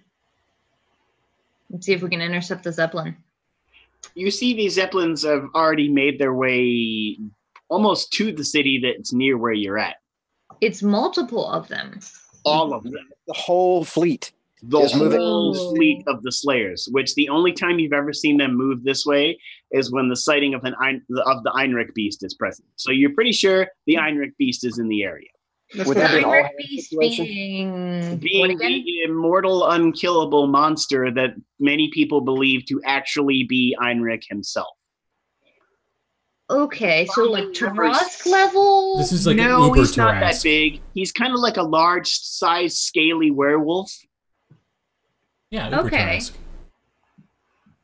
Does this seem Alright. like the kind of thing that they would need like all hands on deck for?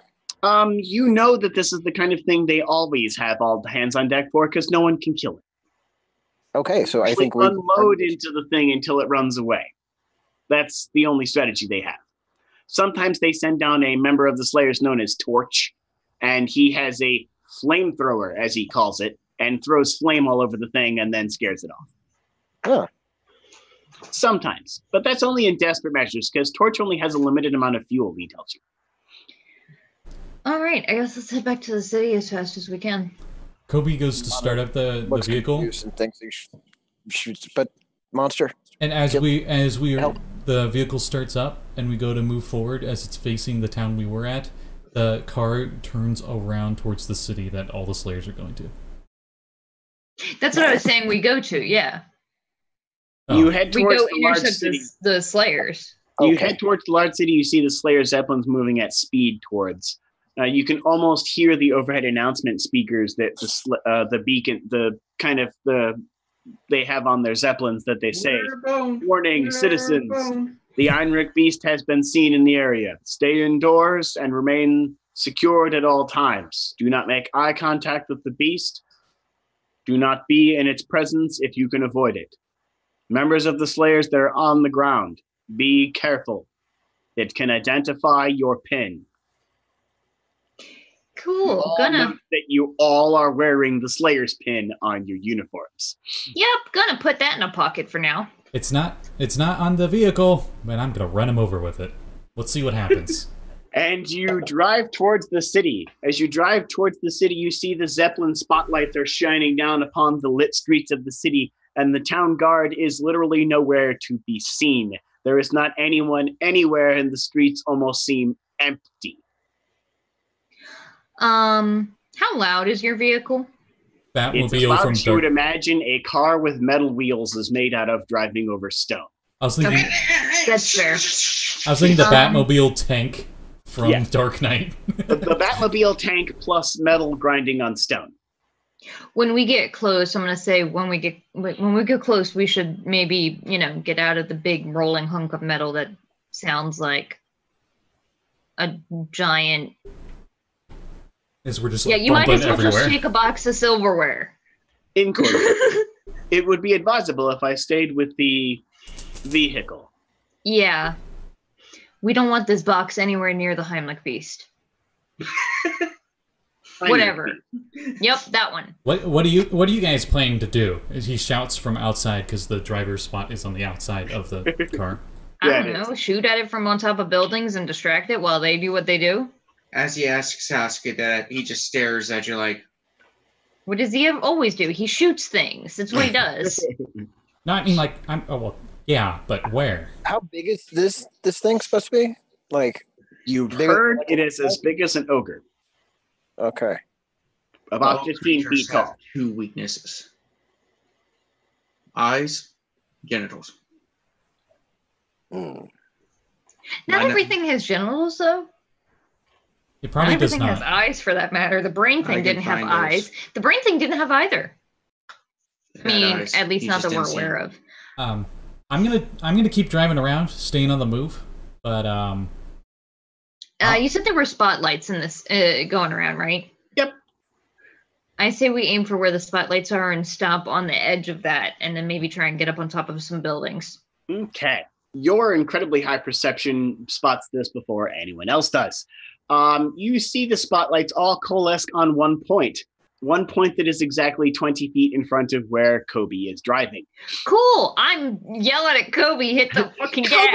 Hit the brakes! You hear yelling from inside the cab as you see landing in front of the car in the streets with a thunderous roar is a large-sized scaled werewolf with claws about a foot long as it screams and looks directly at your car. Reverse! Coby goes to turn it sideways and has the wheels turned towards it, and he pulls out his gun, and while it's like sideways with his side facing it, he's firing at it and drifting into it. You see in a hail of gunfire, tons of bullets raining down from the zeppelins above. The Einrich beast seems to slough them off like they are nothing but pebbles as they pierce through him and splatter blood across the streets. And it looks directly at you. And the only thing it says is, yes. I'm jumping out of the vehicle. Considering, I'm pretty sure you were trying to crash into this thing, right? That's what it looks like. But before we go to crash into it, I fishtail away from him. So he's like here, and we're just like going this way, and just like whoop whoop around him. It was just so I was at the side, so I could fire at him. As you do that and begins driving around it, it seems to keep up with the car, chasing you through the streets. Cool. I'm turning around and shooting it. Give me some attack rolls, and everyone, and Coby, you instead get to give me some perform, I guess you would say, drive your vehicle checks there. So give me some intelligence saves in your case, because you know how to operate this thing mechanically better than I do. I'm coming around with I'm coming around with the birthday gift. By the way, you can add your Gnome's advantage to all of these intelligence saves because this vehicle is mechanical. Okay. Does an 18 hit? An 18 hits. Cool. So first, I'm going to use my bonus action to use my insightful fighting thing, which means I get to roll my insight check versus the creature's deception. And if I succeed, I get to use my sneak attack, even if I don't have advantage. Go ahead. From the car, as we're driving around. God damn it. I got a 10 insight. He beat you. Okay.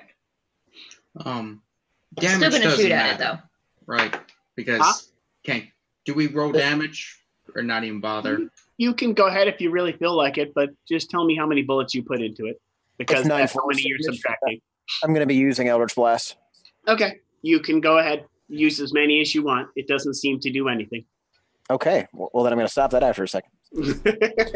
You do notice after several bullets, Hashke and Hazel, and even several Eldritch Blast fires from Anna, it seems to heal the injuries done to it, both by you and by the Zeppelins that are unloading a hail of gunfire at it. Because of my stuff, I shoot, aim, into the eyes. Like a dead eye shot. Gives me a nice. Coby probably keeps it surprisingly steady for you all to aim and fire while also keeping pace, so he doesn't catch up to us. Because Husky's just kind of like... I got 26 on my drive. Nice. I almost critted, if there was such a thing. Okay. At some points, the ride is so stable, you almost can't tell that you're riding on something. As Coby seems to keep this so level that you're like, God, it's like I'm standing still. How the hell do you drive so good, Coby? What the hell? As the car goes in the air and stops, and a commercial appears. Drive so well. It's like driving in air. Hashke, you land shots into its eyes several times, and the eye seems to heal as it plucks the bullet out in mid-run. Gross. I have bolos, I believe. I'm gonna attempt to try and trip this thing. You make an attack roll. Cool. Oh, God fucking damn it! This dice was good to me at first. That's a 10. Okay. You miss with the first set of bolos as they cascade across the road. Yeah, I'm gonna try the second one. I can always buy more. God damn, that's even worse. Okay. You throw bolos at its legs, but it seems to step out of the way pretty easily. For something so large, it seems to move with quite a bit of speed. As you notice, the Coby's driving is barely keeping you ahead of it, as the hail of gunfire ricochets across the street behind you. The Einrich beast stops suddenly as Coby's car kind of skids into a rather large intersection, a huge, like, kind of circular area where a market would have been if it were daytime. Being that it's kind of later in the day, mid-afternoon, you think everyone kind of left and packed up for the day. A lot of carts and other things could have been in this area, but were evacuated because of zeppelins. Cabbages. Nothing in this area but a fountain. Landing in front of the fountain and between you and the Einrich beast is a man in iron armor with a giant backpack. He holds in front of him what looks to be some huge gun thing of some kind. He looks with the helmet your direction, and the only thing you hear from some sort of megaphone is, "Run! I'll hold him off." You recognize the voice as Torch from the Slayers. Great. The cavalry is here. Landing next to him is wearing no armor, is a Sanguinare. The Sanguinare looks back at you and goes, "Yeah, we got this." And he pops Can't the hear cork, you! he pops the cork off a potion and drinks it. And he hulks into this huge, hulking, large-sized, like, bulking, strong beast. Is that the same guy that we saw before? Yes, Okay. the same Sanguinare. He popped the The one cork who off a bottle. deputized Anna. Yeah, he kind of drank it, and they just hulked into this huge, large-sized, muscled, ogre-sized Hulk form thing. And he goes, "We stop big thing. You run." In a very dumb-sounding voice. Sure. We're in a car. We're already like 2 miles away from your ass as you're saying this. Coby's like drifting in a constant, perpetual drift in a circle around them as this is happening. And as he stops his drifting and guns it, you see a blaze of flame unleashed from the large metal figure, and the huge muscled Sanguinari charges in there for an uppercut. As you see their battle kind of commence behind you as the lot of you drive away on the roadway. You make it a fairly safe distance away before you're fairly certain the combat has stopped, as the Zeppelin lights begin looking around, but you don't see them pointing on one thing again. I'm going to say let's get to where we think we might be able to get to the Zeppelins. See if we can signal them to let us board. Coby's trying to get the big hulking figure's attention. Not the Sanguinari, our big immortal beast man. And he's trying to get him. Why? He's trying to signal him to get out of the city. He's trying to get him out of the city because that's the whole point. That's the whole point. The Slayers are trying to get him out. Oh, okay. So he's just like.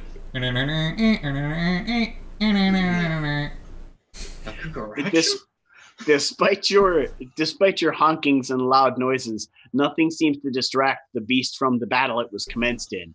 And soon after the battle begins, the beast leaves. And you see the spotlights begin searching around. And a lot of other Slayers begin paradropping down onto rooftops. And you see individual riflemen sitting on rooftops looking around. You hear a lot of shouting and yelling going on from the Slayers, most of which is, "I have no contact, negative contact." I'm going to climb up on one of these roofs as well. And Coby, I guess we could all stay together and let's I think we're faster in the zoom car. around town and see what we see. Zoom around in the car and check things out. Don't we have anything. I thought we had like a pair of binoculars or something that we found. You found No, a they're broken pair of binoculars. Oh, that's right. They haven't been fixed yet. A broken spyglass. Yeah, Oh, spyglass. We didn't grab the actual binoculars. Yeah, nobody grabbed the binoculars. Okay. Coby goes to pull up to one of the two guys, the Torch and not Hulk. You see them kind of standing back to back looking around. As you pull up next to them, they go, you hear from Torch's armor, "No contact. Run away! Big monster, run away!" Yep, he sure did, buddy. You see the huge, hulking, pale white, large-sized monstrosity standing there looking around like with a very angry look on his face. Have we seen this guy do this before? You have not seen him do this before. This appears to be his Okay. the hat, as it were. Okay. All right. He rather looks like this lithe, kind of like arrogantly dexterous sanguinare, and all of a sudden he becomes this kind of clumsy, large-sized super strong oath. Don't smash anything while we're gone, and I go to drive off so we continue searching. Okay, maybe? we try not to. As he looks around. Unless you guys want to talk to them some more, I'm not sure. No, he doesn't seem like much for Let's conversation. just find him. You hear from Torch as you begin to run off. Let us know if you find him. You got it. As you run through the streets for several hours, eventually you start losing hope that the beast was around. The Zeppelins begin circling the city, and you see a lot of the Slayers begin climbing down off the buildings and or traveling back up to the Zeppelins and looking about. It looks like though the search has been called off. Whatever that thing was, Heinrich Beast or not, it's gone. I'm going to say let's get back to the Zeppelins. We got to tell somebody what we found. Can I say that I took a short rest while everyone was else looking out the windows? Sure. Okay. Gives us like an hour. Yeah, it's been an hour at least. Well, it matches everything I heard about it. That's for sure. Affirmative. All theories about the Heinrich Beast being unkillable and rather large and scaly seems to be true. It seems less like it, I thought it was like immune to damage. It seems like it just regenerates itself at ridiculously hyper-fast speeds. Confirmed. Its regeneration rate is similar to that of a troll, if not more so. Yeah, Cool, next time get fire. Good to know. We had fire. Torch drove him. Coby's going over a bunch of theories and stuff with we Backpack. don't have fire. Ah. I mean, I could. You were driving, dude. No, I mean, once I do a few modifications on my suit, but Okay. I think my repulsor rays would be a better idea. That's what I'm working on next. Okay. I'm gonna say let's see if we can get up to one of the Zeppelins. If they'll let like a ladder down or something. Let's get on As you begin kind of driving to an area where you see a bunch of Slayers set up, this is the area where there's a Zeppelin that has the ladders down. You see a very familiar looking orcish figure standing amongst a group of Slayers. You're pretty sure this is the man who hired all of you to do all of this, Kogor the Slaughterer. This is my first meeting with him, or have we met? Have I met him since we? You have not met him. You have not, yeah. Everyone else recognized him immediately. Anna, you're not really sure why everyone else is like, oh, thank God. Yeah. I think not the deities. Yeah, you're not thanking deities at this point. Nobody trusts those guys. They seem trustworthy. Conning us out of our souls. As soon as Coby rolls up, I'm getting out. So, things got weirder than we thought. As you see Kogor looking around, tell me about it. Yeah, I don't know that this is connected, but whatever is in that tower, it's also out here. Nice. No, not nice. It was terrible. He's got like a creepy, ugly eyeball in a jar from one thing. That was sarcasm. I have no idea what we killed, but we saw the three gods through a telescope at the other tower that was destroyed. Also, we need permission to burn down a house. There were lots of sightings to the gods being in the area of the tower shortly after its explosion. You were gone for quite some time. What exactly happened? Wait a minute. Coby. Hang on. No, the gods aren't there anymore. They could be. Are they at the tower right now? I mean, if they're gods, they can be wherever they want to be. The tower was blocked. Reports that they were in the area shortly after your venture towards the tower. There have been reports that they've been around for about a month, which is how long you've been gone. Wait, yeah, what? to us it felt like a couple of hours. We were in the mirror and dream We were in a realms. different Didn't you get our reality. memo? Did we Sent you a send a memo. memo? Coby. Oh no, we sent a code. He pulls out a very familiar looking telegraph. Yeah, I got your memo. It doesn't make any sense. Coby, Yeah, it didn't make much sense to us either. Letter. Coby goes to explain at the best of his capabilities the situation that we were in. Mostly probably going into more explanation of the planes that we went through. And maybe possibly we had a time warping change. He mentions that wizard that had like the metal skin, and that wizard seemed to know a lot, and theorized that we might be at a different time when we came back. Also, we're gonna need like a scientist or maybe some kind of arcanist. We have a weird book and a weird box that yelled And demon voices. a big bad curse. We need some powerful. I don't know about curses, but I can provide you with an arcanist that's also a scientist. Good, that works. An Also, arcoscientist? probably gonna need more arrows because I just emptied them into that thing and it did jack shit. We'll reimburse you for any ammunition you've lost in your venture. Outside of any gold you've spent for Thank you. communications, he looks down at the telegraph and looks back at you. In the future, don't send telegraphs. Just find me.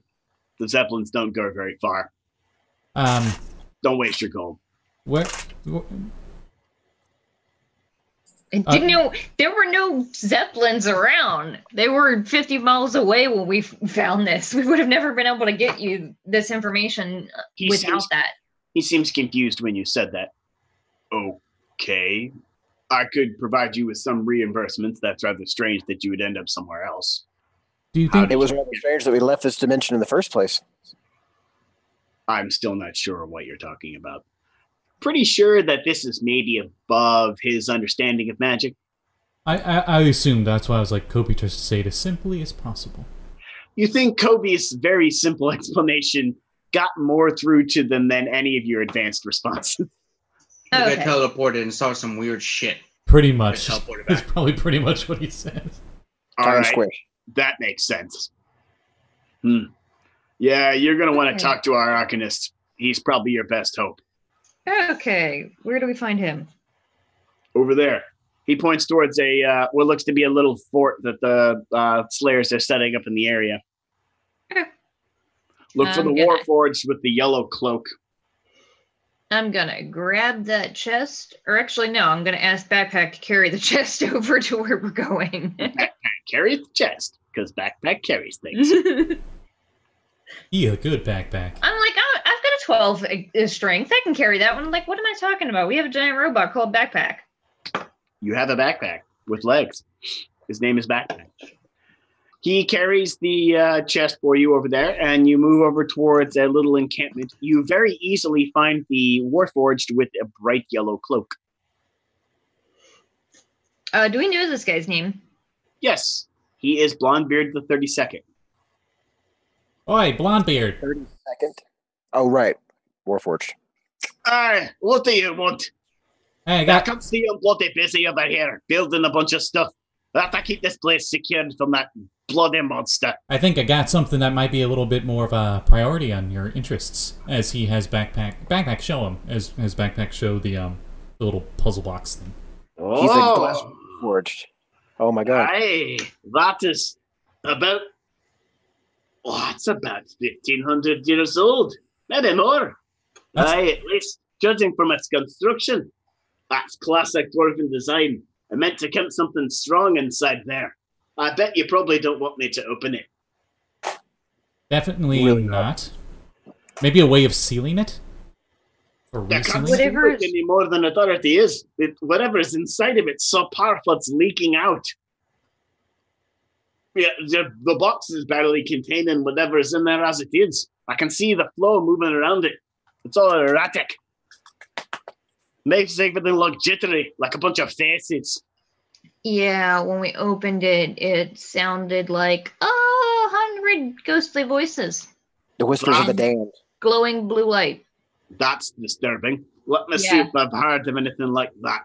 He says, kind of tapping his metal chin. I also have a big box of books. I'm going to kick the trunk that might have something on it. I have no idea where this dude found this thing. He Oh, and pops Coby, open some... Huh? Show him the pickle. It's I think he knows what a Nothic eye is, but pretty much, I'll be careful with that box, because it turned people into these. Well, with the rest of the body, too, we of don't course. know what it was that turned people into these. For all we know, it was the ritual upstairs. I think think it so was- very weird. There's not really a lot of stuff known about what makes them. If you can find out what makes them, you'd know more than me. Also, there's like probably an 85% chance that whatever had that eyeball used to be human. We found Aye. clothes. That fits the rumors I've heard about Nothics in the past. Most of them used to be wizards. Well, the noble we were looking for, we These were found him not- fighting one of these things. Dead, but he was fighting it when he died. Interesting. That was probably a maid or a cook. Well, I think Not a I think wizard. most of the reason why it's wizards is because you get crazy magic going on. Hmm. Who else would have crazy magic but wizards, right? No Well, offense. So, No offense. There was a so huge magic circle up top, and we need to destroy the house. For the mansion on the outskirts of town. yeah. Andopolis's place. hmm Are you sure nothing's in it you want? Pretty sure I think we got everything that we needed out of it. that was of value that we needed for this mission. I mean, if we're not just gonna burn his house, and Well, I I guess mean, he's Stop him. probably Drop got them wealth in there. Does he have any? Next to kin. Yeah, does he have any next to kin? He's probably still got some wealth in the place. you heard him look over at two different slayers that had aviator goggles on and leather hats, and they both go, "Aye, sir!" And they put their goggles on and then run over to a rope ladder and climb up to a zeppelin. Oh, they're going to firebomb it? Fantastic. You see two birds as Oh the shit! We birds should have. flap giant metal planes with flapping wings kind of flap out of the drop and then flap out of the zeppelins, and you hear a very familiar Fuck, we should have searched the place for money. as you Well, feel Why would we need to do that? as you if you were close to the place you I have fairly 7 certain gold you would to my feel the name. ruffle, but you see a bright glow of orange flame as bombs go off in the direction of where the mansion used to be. Anna's going to sigh, like, oh, what a nice sunset. But fire. And then you see the birds turn around and come back to the zeppelin, and the wings kind of fold up as they fly up into the zeppelin. I like those. Yeah, they're fun. Aye, the birds are nice. If we need to blow something up, we don't use them often. Those bombs are pricey. I hope whatever you had in there was useful, or at least worth blowing up. Pretty sure it might be responsible for part of this. All right, fair enough. Better off dead then. Whatever is inside this box, you probably don't want to open it. It's most likely powerful enough that it's leaking through ancient dwarven means of suppressing artifacts. Whatever's inside of here, you probably don't want to toy with. He hands it back to Backpack. No. Keep Probably it. best to It's have yours. the, No. Hey, Keep it. It's the yours. metal man hold it. Oh, I'm not touching that thing. Coby, You can have it. And two. Finders You're- keepers. It's yours. your crew back home, do they have anything that they could build around this thing? Yeah, can we reinforce this somehow? Like a lead box? Just put it in another box. In the box, in the box, in the box, in the box, in the box, in the box. Maybe if you opened it from real far away and stared at it through like a telescope or something, you could see what's in it. Why would we? I Tell us. still don't trust that. Maybe not. It's leaking through a box that's meant to hold artifacts. It might be best. The only one other place I've seen boxes like that. I used to make them back home. Well, that was a long time ago. My great. I'm not going to go into that many greats. My grandfather, many ages past, talked about it. Said the dwarves built them out of obsidian they mined from the earth. And they had boxes like this to contain things that The were first? too powerful. The first or the third? The first. Oh, okay. Just wanted to be sure. Which city was that? It's no longer a city anymore. It's a pile of mountains. Thanks to Thor and Odin. Okay. Oh. All right. The whole mountain range is nothing but a pile of rocks. So, Alright, are we Unless just I have walking around with this potentially huge evil eldritch artifact and just carry it with us? This I is how don't we're going want to it. handle this. If you keep it here, it's bound to affect the populace. I'm going to be I mean, here a while. The lot of you is anyway. bound to be traveling. You look like adventurers anyway.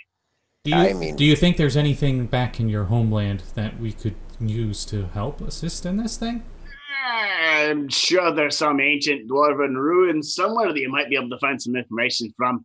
But if you're looking for that kind of information, you might want to search the ancient library, or as the rest of us slayers call it, the storehouse. Ooh, that sounds like fun to Anna. She wants to go do that. Kogor already said something about having some missions for you. Maybe talk to him before you go bugger off. He might have something useful to tell you. All right. All right. Okay. Always a pleasure. Before we go, can you tell us what the hell happened? It's been a month since we were here. A month? Yeah, the What tab. Where the hells did you bloody run off to? I The don't dream know, some realm. other world. And Euro.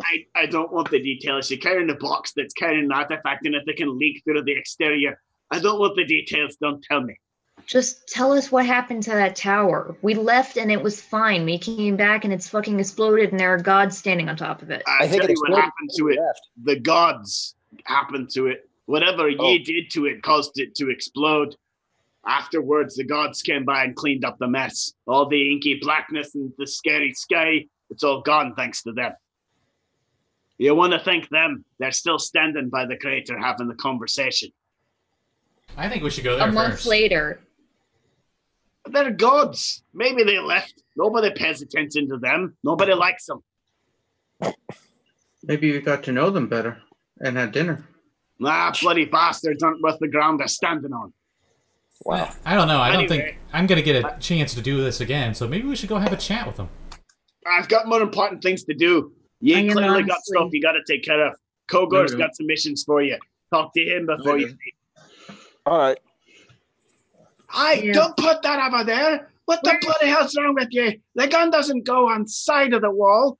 As he runs over to a guy who's trying to mount the gun to the side of the wall instead of on top of it. Do we know I'm where the going to- library is? You know where the archives are. Everyone knows where the Slayer's archives are. It's the most well-protected area in the region. Do I? Are they in the city? Or are they in on the Zeppelins or what? You know it is next to the town that is 50 miles south of where you're at. Oh, near the tower. Cool. Awesome. Well, it All right, I remains. guess. It's about 55 miles from where you're at right now. Roughly. All right, I guess let's go talk to Kogor and then we can head out of town. All right, you go back over to where Kogor is standing, and you see relatively everyone has cleared out from around where he's at, and only a few underlings remain asking him some questions. Doug's so talkative. It's cute. Those are happy dog noises if I've ever heard them. That's he wants to play with my hand, and he won't leave me alone. Oh. Yeah, mine's exhausted. Well, all right. He went for a car ride and passed out. Yeah, I guess let's go talk to Kogor and see if he has any jobs for us. All Sorry. right. You head back towards Kogor.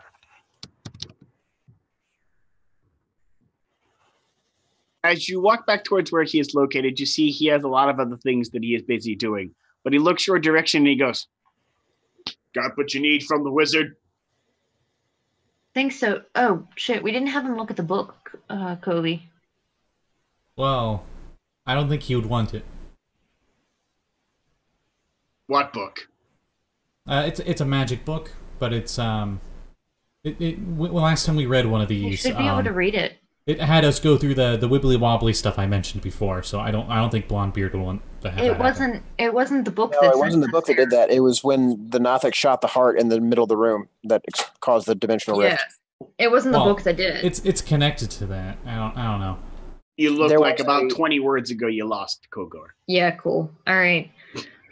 We were told that you had a job for us. 2 of them. Cool. One of them's not as urgent as the other. All right. What's the urgent one? The urgent one is the archives, our storage place for all sorts of strange cursed items and knowledge. It's been broken into. We need you to find out why and how. Whoops. Great. I turn around and look at backpack. Backpack Okay. looks back at you. I'm thinking of the box that he's holding. Okay. Do we know what was taken? No. We're pretty sure stuff was stolen, but we haven't got details of it. We're trying to secure the perimeter as it stands. I haven't had Okay. time to inventory. And I didn't want to mess up the crime scene, as Okay. the saying goes. What's the Too many non-urgent one? The not so urgent one is, I guess, it's up to your discretion as to whether or not it's urgent. It's not urgent to me. We have the area secure, as it were. There are 6 fishing towns that have suddenly become accosted by ghost pirates. We need you to find out why. Only one ghost pirate comes to mind. Ghost. Who's Pirates? that? Captain Blackjack Lee. The Blackjack Lee? Yes, the same. Blackjack Lee. Written about in children's stories. Okay, what do we know about him? Anna's gonna get that big-eyed look on her face, like, "Ooh, story time." Blackjack Lee, the one who sails the many seas. He sailed the many seas, all right, as the most vicious, bloodthirsty, gold-hungry pirate around. None accosted the treasure that Blackjack Lee did. Only one problem is, he was so obsessed with it that even in death, you can't touch his treasure. Despite the number of signs we've put up around it, and despite the number of warnings we've given people about it, somebody always removes them all and takes it. Somebody apparently has again. You need to find his treasure and rebury it where Blackjack Lee buried it. Otherwise, he's going to wipe out the fisheries that are on the coast. We've managed to contain the threat somewhat. But however, every time Blackjack Lee himself shows up, our men can barely hold him back. We need to find out what's going on and solve it. Sure. We've got it held for now. Maybe. I wonder how a ghost would. I wonder how something ethereal would interact with that puzzle box.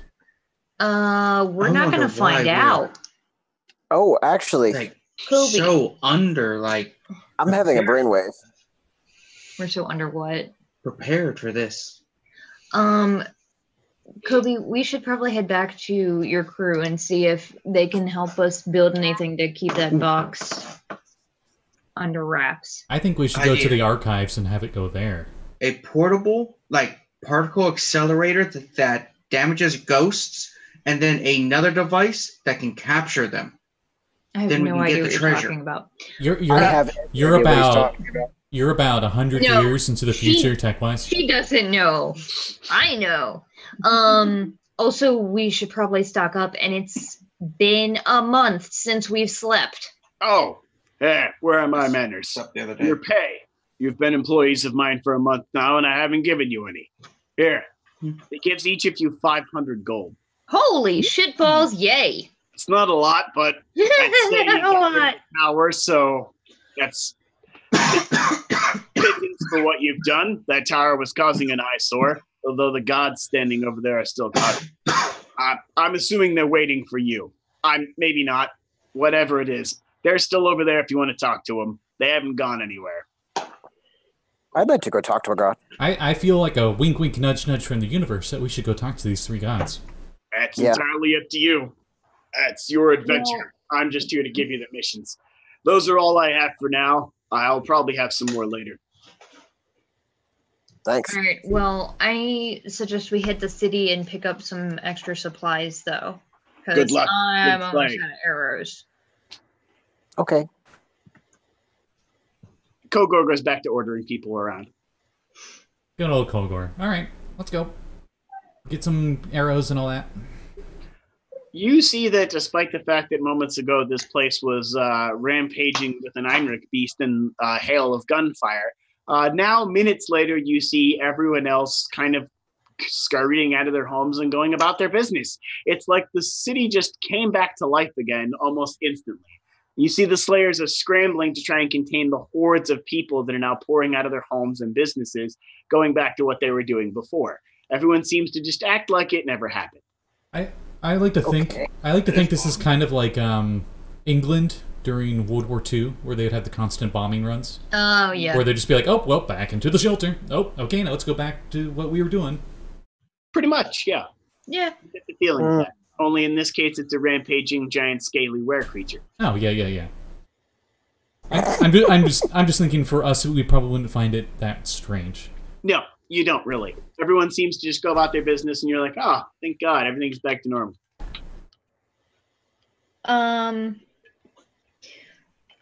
Let's go get some stuff. I was gonna pick up some more of those bolo arrows if possible. Okay. Do we know how much those cost? They are 10 gold each. Ooh, okay. I'm gonna pick up 5 of them. And this is where we figure out 500 gold actually isn't that much in this world, and everything's inflated prices. Any ammunition you have spent in the entirety of the campaign up till now is replenished by the Slayers. Okay. Okay. I'm going to go ahead and learn about firearms at this point and decide to pick out a couple of things here. There's quite a selection, and the Slayers have some they can give you free of charge, as it were. So, aka the starting package. those loners. So you'll take out a shotgun and a pistol. Sure. You're given one as the Slayers are like, oh, where are my manners? You should have one by now. What's wrong with you? You can't walk around without a shotgun. There's zombies around. And they give you a shotgun and a handful of ammo. Yay. I'm gonna pick up, say, 2 flasks of alchemist fire if possible. Yep, 25 gold each. And then perhaps 2 potions as well. How much are silver and cold iron bullets? Cold iron bullets are the same as regular bullets. Wow, that's a very hard metal. Silver bullets are a silver each. Nice. They're so much cheaper. It's the same amount of silver they would use in the coin. You're buying them at cost because the Slayers want you to kill stuff. Shit. Hell yeah. I'm gonna pick up. How much would you say that? How much was a healing potion? Is it 50 gold? A alchemical healing potion is 50 gold. Okay. And it heals 9 hit points. How much does a box of slugs weigh? Like a 20 count? 20 count of slugs weighs a pound. Okay, so I'm going to buy 3 of those. Every 20 bullets or ammunition of a type related to a firearm is a pound, regardless of its type. Okay, so that's 3 pounds of silver shot. 20? Oh, okay. That's And lighter then than I had. how much would be silver arrowheads? Or silver arrows, I guess. Same price. Okay, Silver each. cool. I'm gonna buy 20. I'm not sure if this town would have it, but Coby looks around for about 250 gold worth of mithril. In this particular town, you know that you can find it because this particular town mines resources found in the destroyed Dwarven Mountains. Okay, I wasn't sure because I know that's a very, like... This town is north of the capital. You guys started just a little bit south of the capital. Oh, perfect. Okay. He's gonna get that. I like how he says this like it means that actually means something to us. Yeah, None of us have any idea what that means. Correct me if I'm wrong on this, Blake, but if I remember right, this world, there's no real natural mithril or adamantine or precious metals. They come in as like comets that come in from space or whatever. In this particular world, no. A lot of the resources like that are mined from the destroyed ruins of the Dwarven Empire. Okay, The empire that was destroyed by Thor and Odin. Okay, I'm trying to remember. Did Anna actually go and get Coby to make her that, like, Kevlar corset, or did we just talk about that?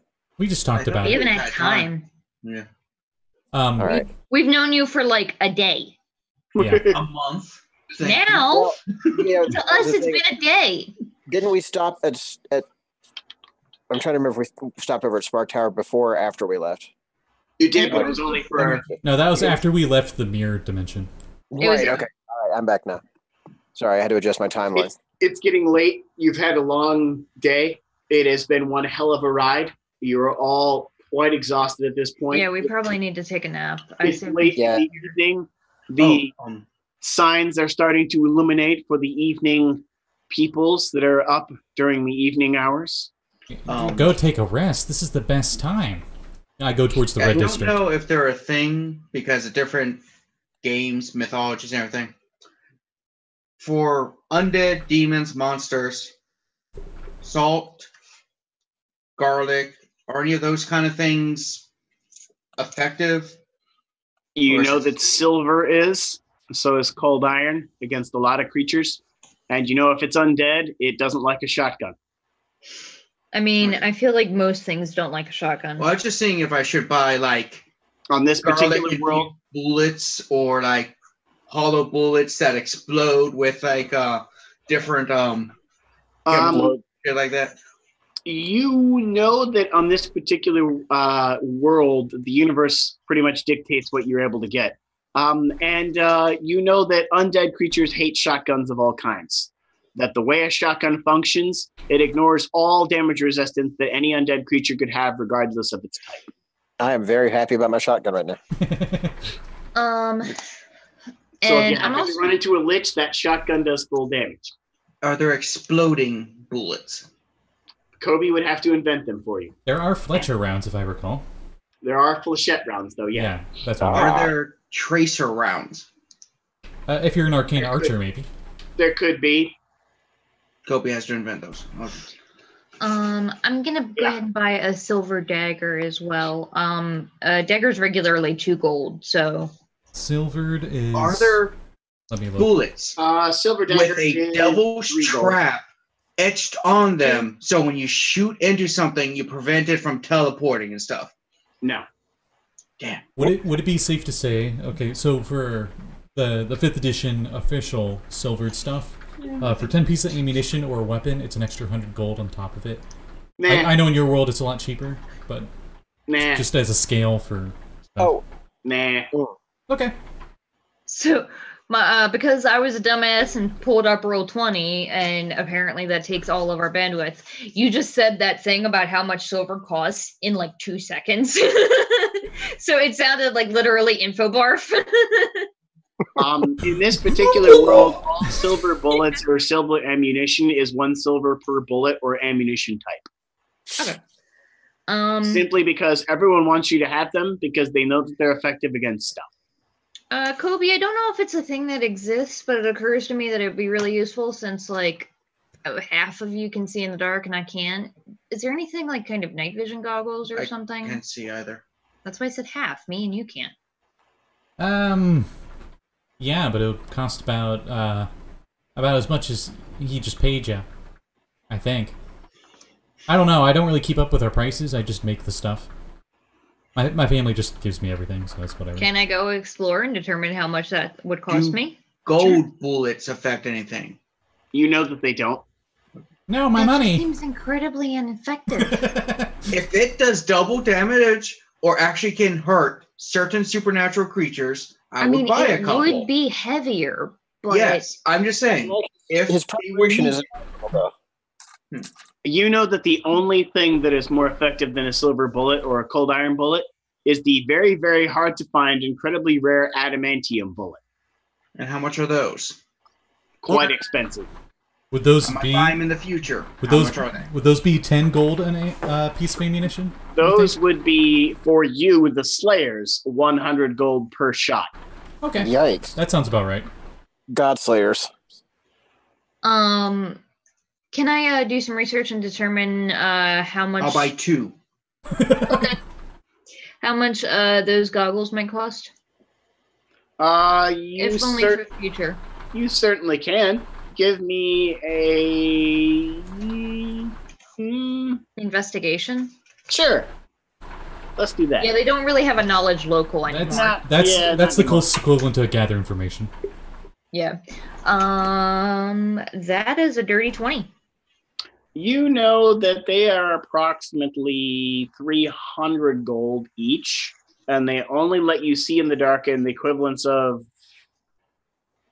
about 30 feet instead of 60, like most creatures that can see in the dark.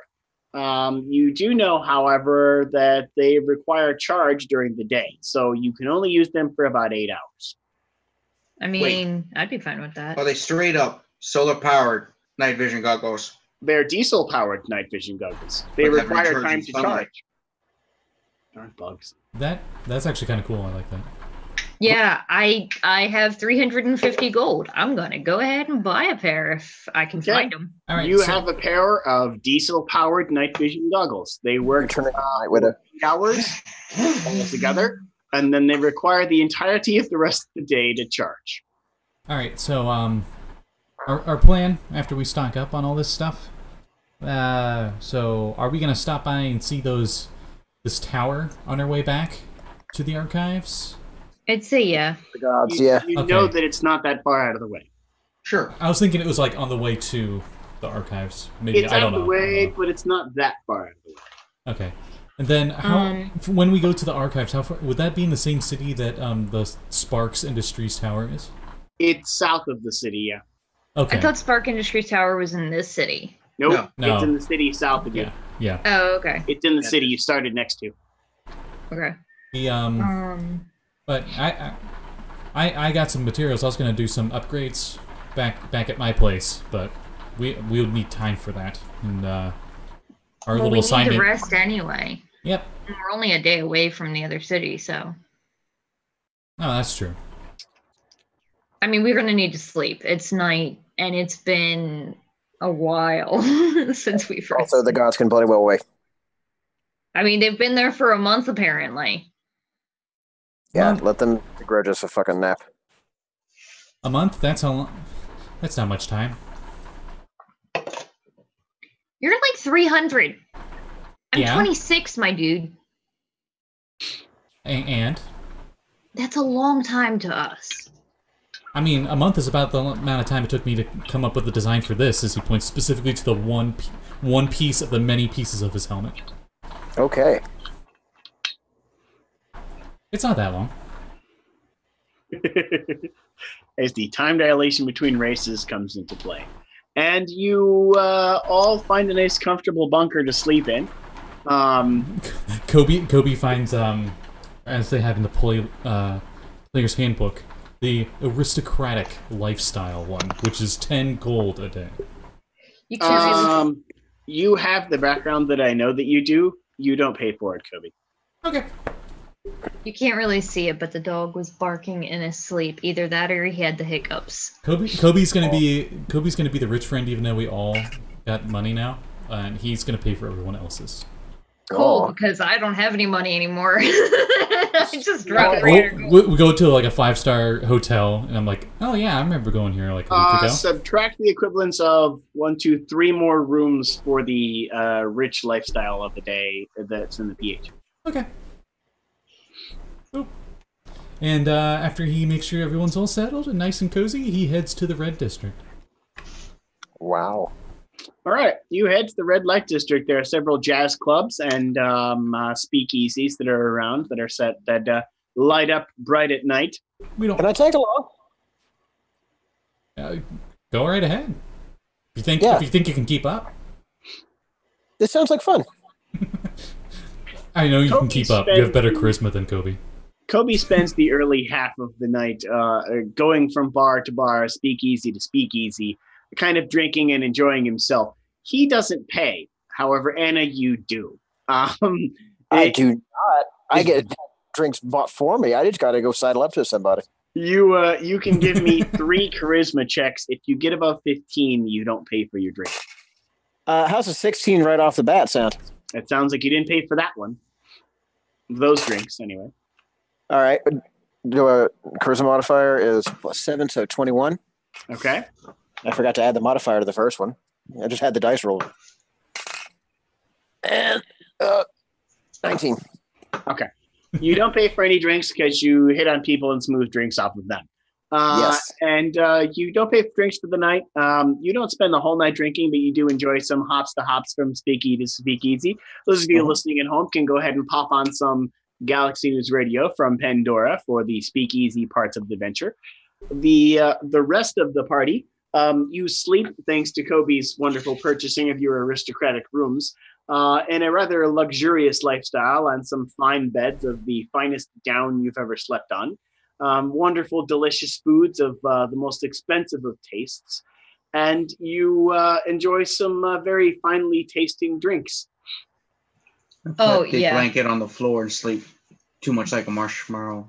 Just Yeah. too comfy. Aristocratic is the life of plenty and comfort. Pretty much you get the top tier of everything you possibly can in this area. Yep. Yeah. And, Hazel is eating as much as she possibly can and then just gonna crash. She is extremely tired. It's been a long day.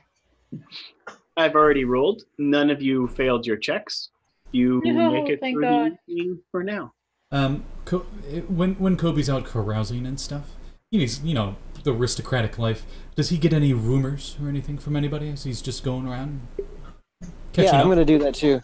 Let's see if I can pick up any little tidbits or side stories or anything Some interesting. investigation checks, the both of you. You 19. each get 3.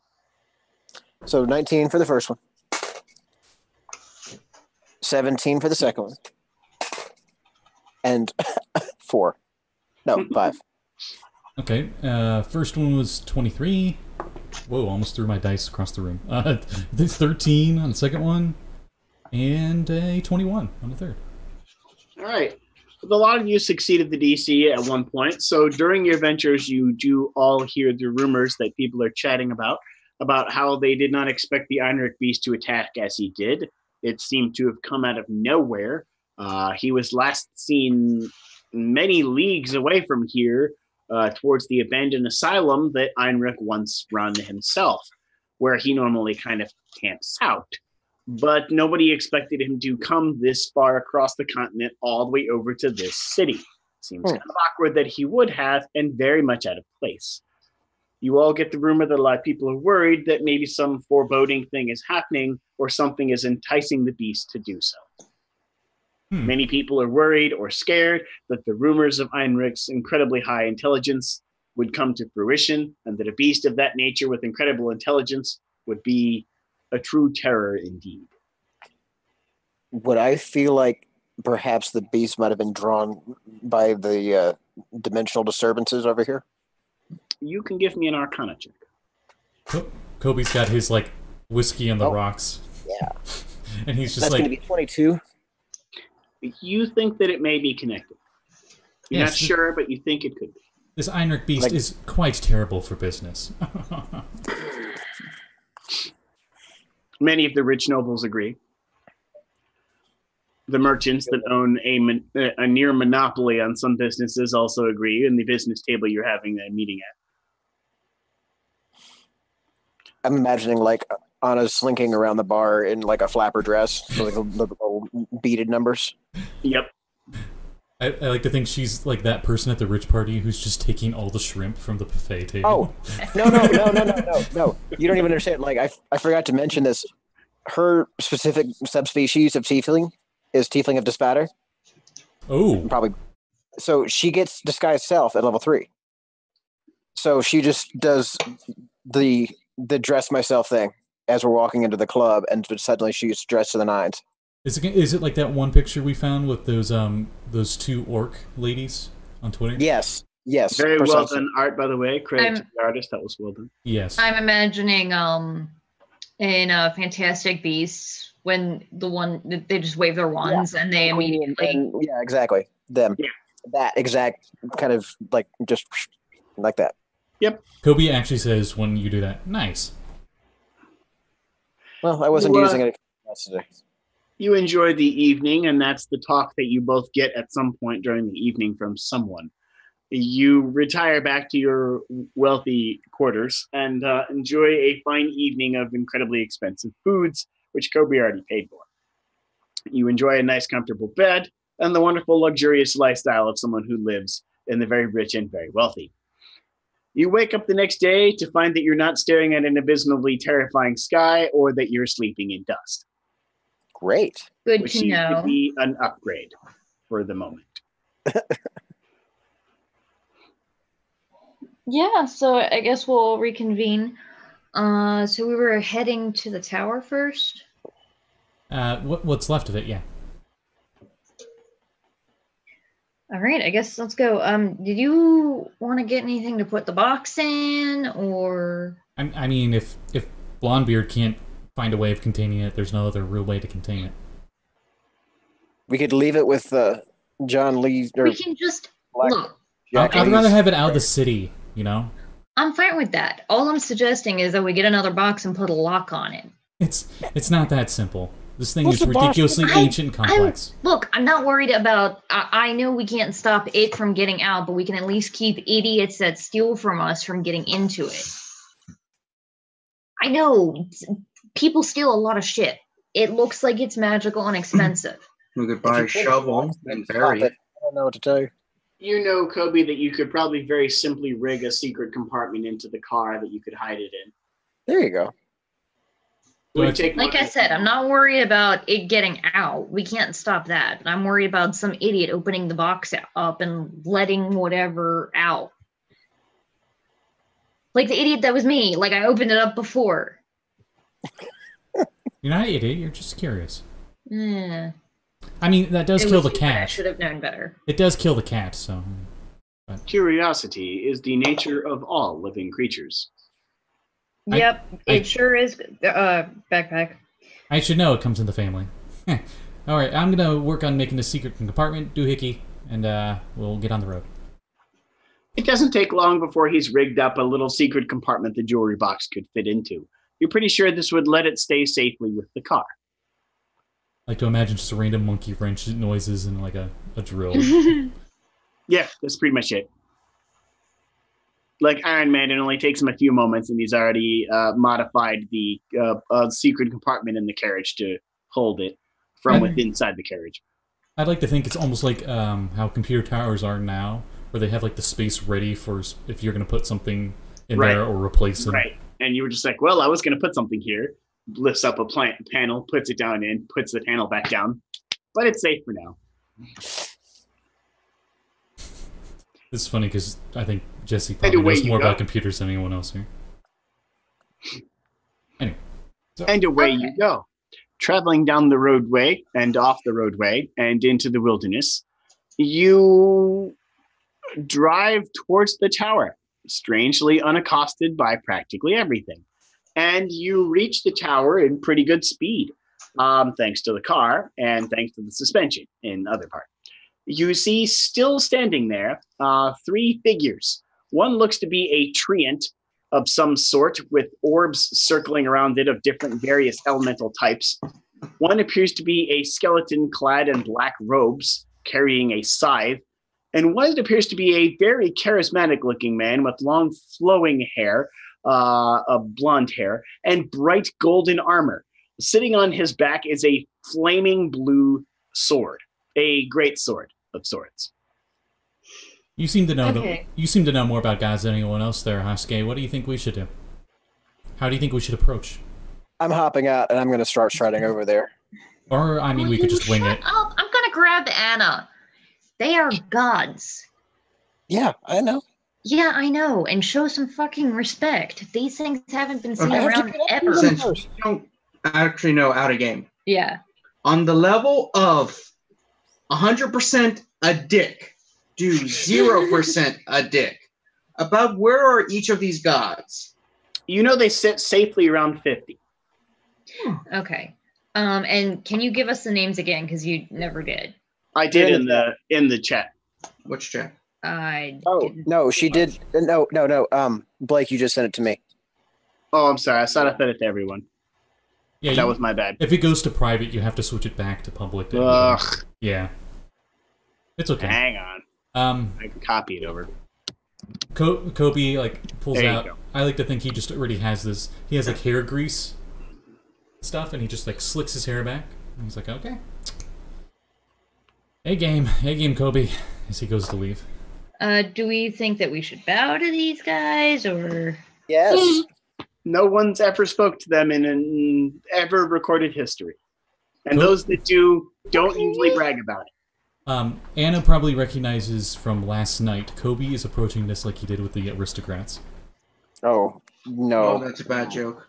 A little more deferential than that. I'm going to take lead, and I'm going to give a very respectful bow, but I'm going to keep eyes on all 3 of them just to indicate, I am showing you respect, but I'm also, not a sucker. As you approach, the treant notices you first. The skeletal figure wrapped in robes holding a scythe turns around second, and almost as if distracted in thought, the very brilliantly dressed man in golden armor turns around last, seemingly lost in the thought of some kind. So that's what I was thinking. Oh, mortals. Hello. Hashke, the golden man before he approaches, does a quick look, they cleanse bowed exterminate. to us. They bowed to us. The really brilliantly golden-haired man, the man in golden hair and armor says. The Reaper goes, don't get yourself in an uproar, brother. Oh my god. There's no sense in being all happy about it. They should bow to us. We're gods, the treant says. That one's a dick. Anna's going to straighten up and address them, and she's going to look at the Reaper like maybe she's seen him before in a past life. Maybe she has. Yes. And and going to look between the three of them, and she's going to give the golden-haired one like a nice big come hither smile. And the tree she's going to regard with a more professional mien. And she's going to say, "Greetings, celestial host. What brings you to this dimension?" She said host. As if we're hosts of a party. This is quite nice. Normally they run in fear or try to shoot us. Everyone just turns and looks at Hashke. Yeah. That one tried to shoot us, didn't he? The golden-haired man looks at the tree and says, "Yeah, he did. What a jerk. As if he thinks he could kill a god. A preposterous thought, indeed." Did you actually shoot at one of them? Not yet. You didn't tell us you had history. Oh, where are my manners? I am Zobiel, god of war and immortality. This is my brother, the Reaper, god of death and mortality. And this is Firpanoth, god of life and the elements. And you, mortals, what exactly are you doing here?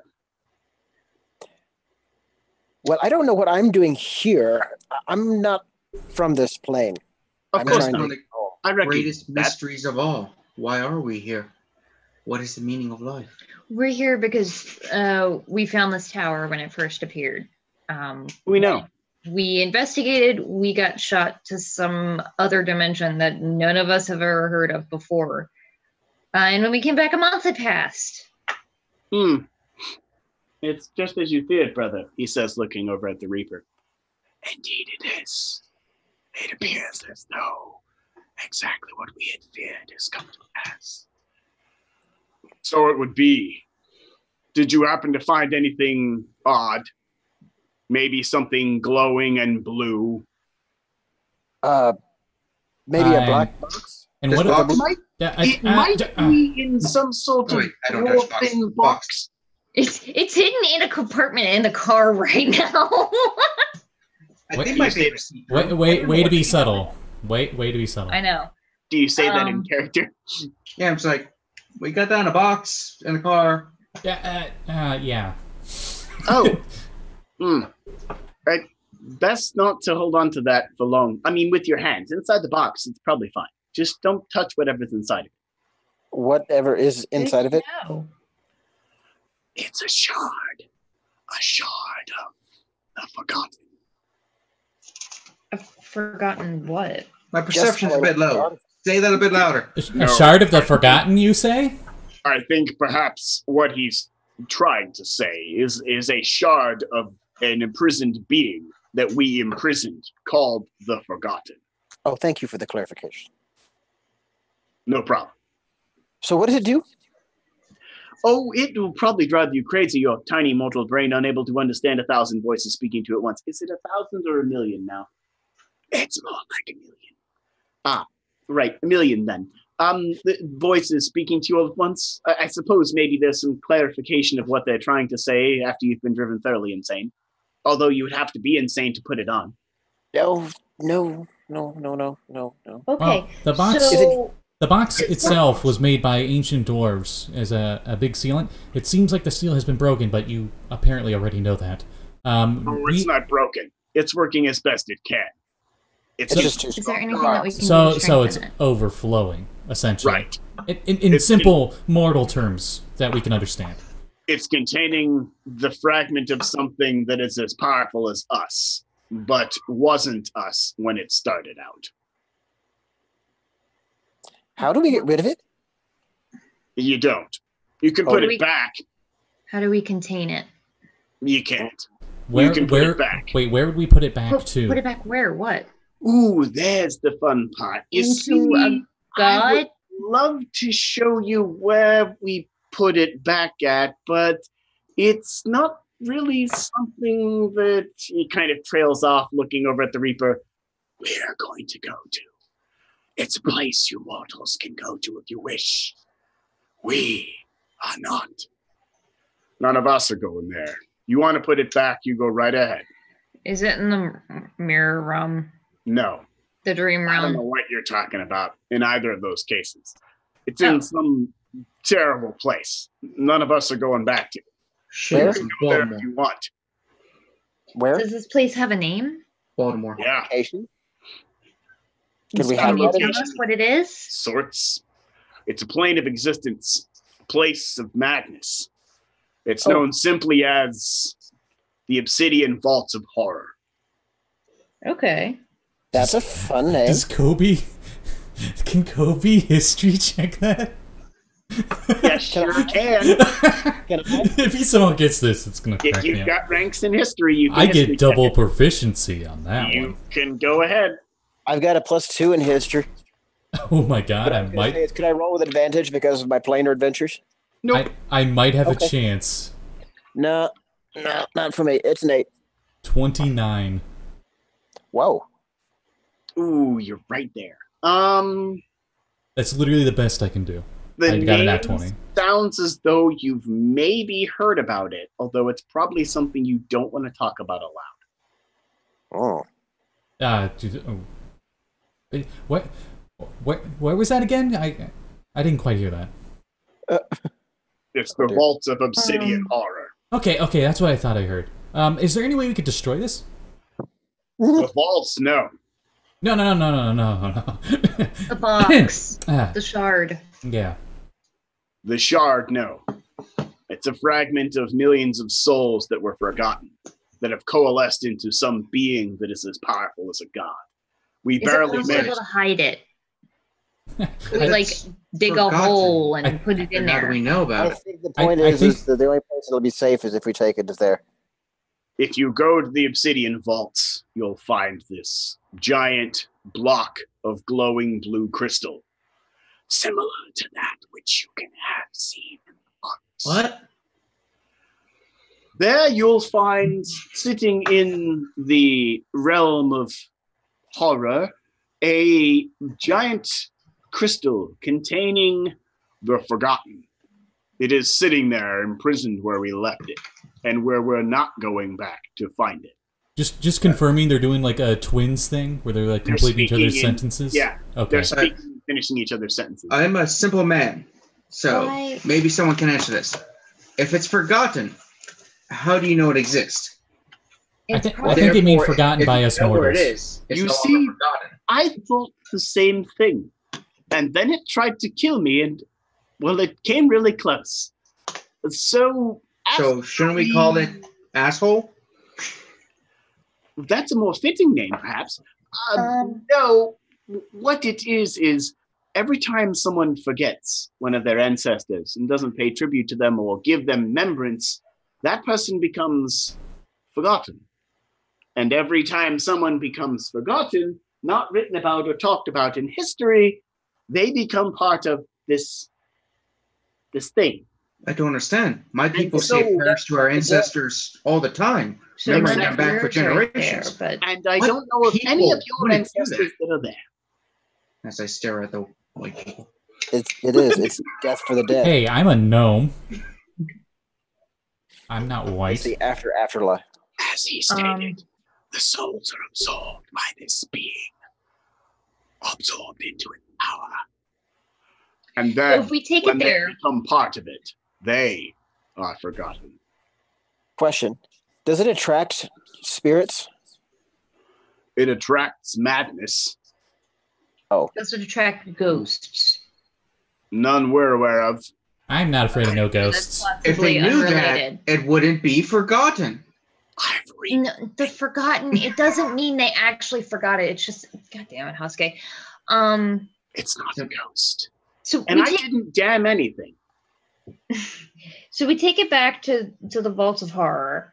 Do we just open up the box and dump it in with the rest of the crystal and everything is done? And Oh, gods, Or- no, I wish it were that easy. I shouldn't have used my name in vain. Oh, wait, I'm the one who wrote that down. Never mind. He hands you a glove. Is it a white sequence glove? No, it's a very Oh. large welding glove that comes all the way up to your elbow, and it's very big and looks as though it could fit an ogre's hand as well as yours. Is it purple? Just use, and he's holding it with 2 fingers. Just use this thing. Oh, it's disgusting. He Is hands it- you a rather rubber-looking glove. Oh, Put that I've not on. watched that in a while. Put that on, and you can pick it up. There's still an arm in here. At least for a couple of minutes. Kobe goes to grab it. Does it like look like he could even put it on, or would it like go past his arm? It looks as though it could comically fit to his all the way up to his shoulder before his fingers touch the finger part. So when we go there, Maybe not your hands. Sorry about that, Gnome. we take it out of the box. We put the glove on, take it out of the box, and put it back with the rest of the crystal. Yes, it's quite literally that simple. Oh, and then you have to make back out of there without going insane. Yeah. Okay. All right. Cool. Good to know. Is Got that all that. the steps? Yes, that's it. Gosh, I kind of thought it would be a little more descriptive than that. How do we intend to travel to this dimension and back again? Or is that up? You know, we'd love to tell you that, but if we interfere with the affairs of mortals, it breaks a code that we have, and then I lose a bet. I don't want to have to owe him money. He points back over his shoulder. Do we know of some code that the gods can't interact with? You know that they have one that they normally toyingly joke around with each other in. Is that disinclined? it's not talking to us right now, interfering with mortals? It's a gray area.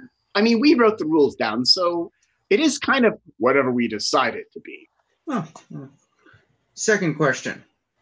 This is probably one of the only chances I have to talk to the gods. Can you enchant my gun so I can, like, kill basically anything on the planet?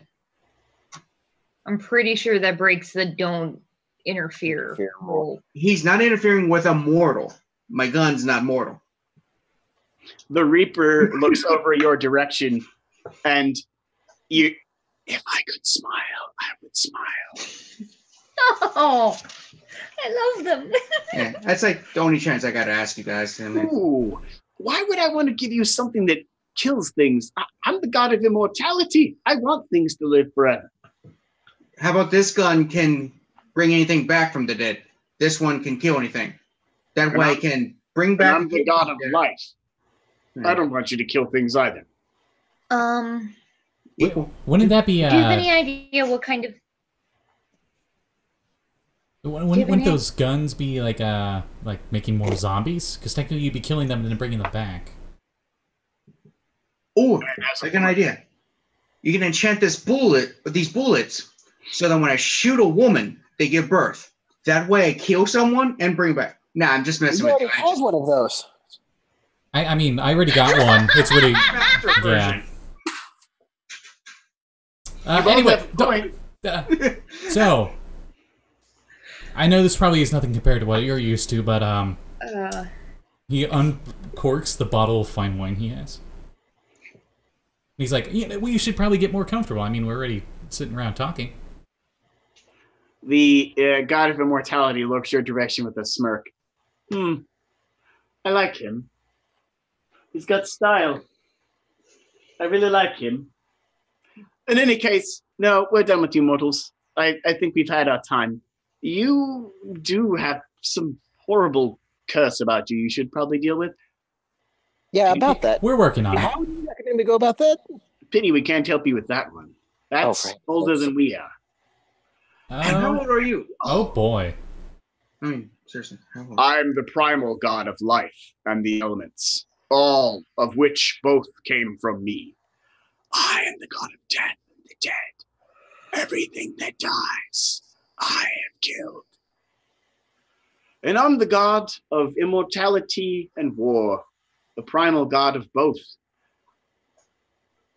So, old? We've been around since the beginning, and what you're dealing with is older than us. Okay. Older than the beginning, then it's older than time, which means it's been around since before we were. Probably why it makes people go mad. Fuck. That's why theory. it's messing with time. That's why we lost time. Because it doesn't work there. That was a no on theory, thing, right? Okay. Well, it was an honor to talk with you, to say the least. It was very enlightening. Since you guys can't die from this gun, can I shoot you in the foot just to say I shot a god. It's on my list of impossible things no mortal has ever done. I like him too. Can we not reap him? Shit! Did you just almost get mortality by being a cocky bastard? I don't know what. The Reaper looks your direction, Hashke, and merely replies, "All things die." And at that instant, they all cease to be standing in front of you, in just a blink of an eye. Damn, missed my opportunity. I didn't take my shot. Oh, God damn it. Now that's stuck in my head for forever. You also briefly hear, as they've long been gone, I do really like him. Okay. You now see standing around you, as you weren't distracted by gods standing before you, the exploded remains of a very familiar-looking marble tower. None of the disturbing horrors you saw lying around it are present, all of which you think were probably contained by the gods. This tower had the observatory at the top, right? Yep, this is the white tower you went down by coming up to the top. I still have the star charts and stuff from that observatory, if you recall. Yeah, this is the place where we fought the first Nothic, and then it shot the heart and shot us into the dream realm. What I'm wondering is, where was that telescope pointed? That telescope? Or the one that was... No, it was broke. Intelligence. All of you get intelligence save to remember where it was pointed. It was broke. Is it a save or a check? But it was pointed. A check. Dirty 20. 16? 19. For just 19. straight intelligence. All of We're you all remember. smart as fuck. All of you remember. It was pointed northwest. Was that where the mansion was? No, the manor is northeast. Ah, okay. So we don't know what's out there. You can give me a history check to know what's over that direction. I don't know. Can I recall what constellations were in the star charts that might be in that region of the sky at night? That's why I'm giving you the history check. Could it be survival instead? Never mind, it doesn't matter. I rolled a 1. I got 10 total, if that even matters. I got 8. Oh. It does. Coby. Okay, cool. What? I rolled really low. Want to? Oh, okay, I only got a 15. Okay. Everyone except Hazel. Survival. 24 with a natural 20. Holy shit. Everyone except Hazel identifies that direction points towards the dull-sounding capital known as the Necropolis. How far away is that? Oh, no. That is about 150 miles northwest from the tower. Exactly. Oh, dear. Okay. And this tower was 100 and... Oh, the tower. The other tower. Oh, the This tower tower that from the other. exploded? The tower that exploded? Yeah, from here to the nobleman's villa. How many miles was that? 50. 50. Are you triangulating? Yeah, I'm seeing if it's going to start forming a design. That's smart. Right now, it's just a check mark. We should consider buying a map. It was made by the Elder God, Nike. Just do it. Bring the destruction of the world. Coby. Wait, where is it? There it is. I have a few ideas of how to survive that plane of terror. I'm not sure about you guys though. What did you have in mind? What's your plan? I have a few theories of being able to make armor that can adapt with planar changes, based on all the stuff we had with the Dream Realm and the Mirror Dimension. Sounds fun to me. Okay. I still think we need to go to... We still need to get to the archive, because... job. Yeah. We have a job, but also we need to do some research on all of these weird planes. That would be the place to do it, I would imagine. Do we want to rifle through the remains of this place and see if there's anything at all value left? Or Yeah, what about that book that I refused to pick up the first time? Where the tower stands is nothing more than a pile of rubble. You see no stairs going down and no means of getting to such. Anything that was below the ground looks well gone. Of which the library that you speak of is of such. Yeah. We should build this like blue box that allows us to travel through time and space. Sorry, what was that?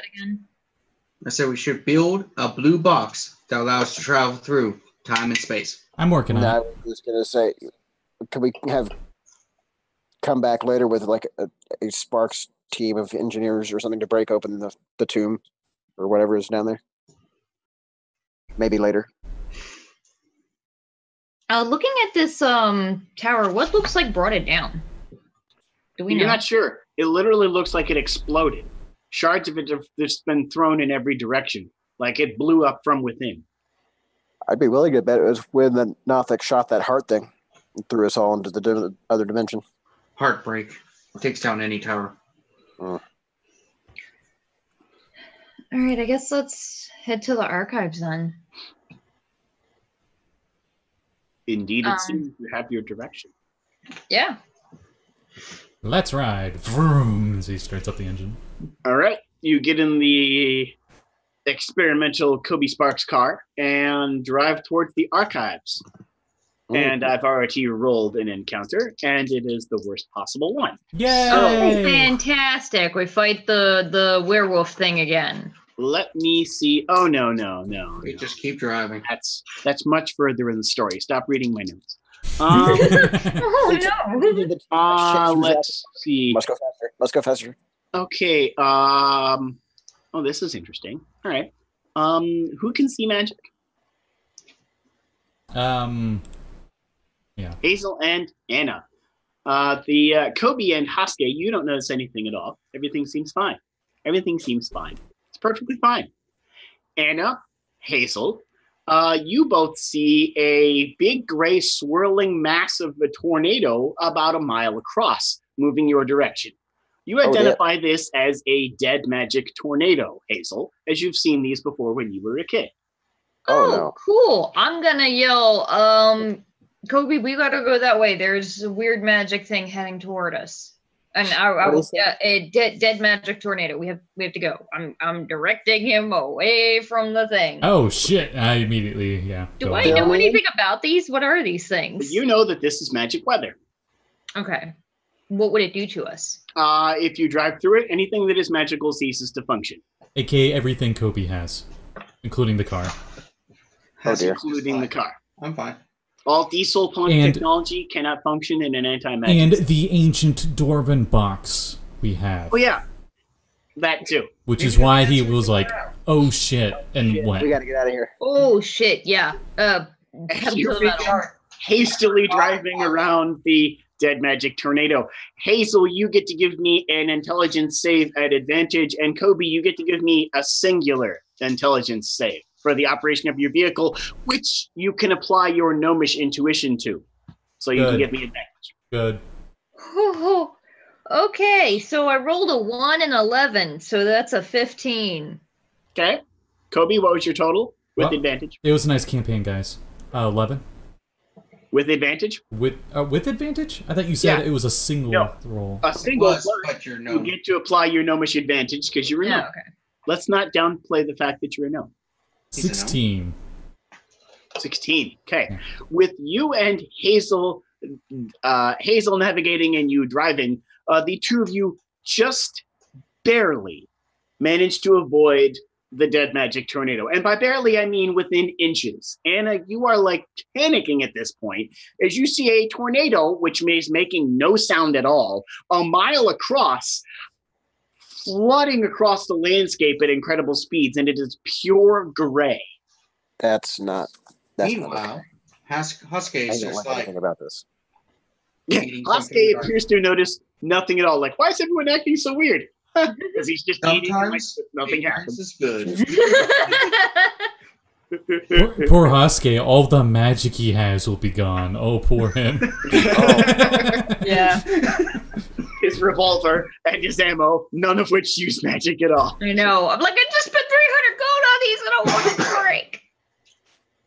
It's more gold she's seen in like years. You just barely managed to avoid the dead magic tornado as you drive around the exterior of it, clinging to the side, clinging to the car, hoping that you're not going to end up inside of it. Coby, you're just maneuvering it, just the most incredible of like drifting and sliding and moving and turning as it seems to almost be directed at you. And you just barely manage to escape as the dead magic tornado drifts behind you and you manage to pull away and see in the distance the very Roman Pantheon-looking building that can be described as the Archives, a massive structure that was well built very many years ago, probably 2,000 years ago, you think, as judging from its age. But it also looks as though it's most recently restored to its former beauty, as the Slayers have done so because they started using it as a place to store all of their crap.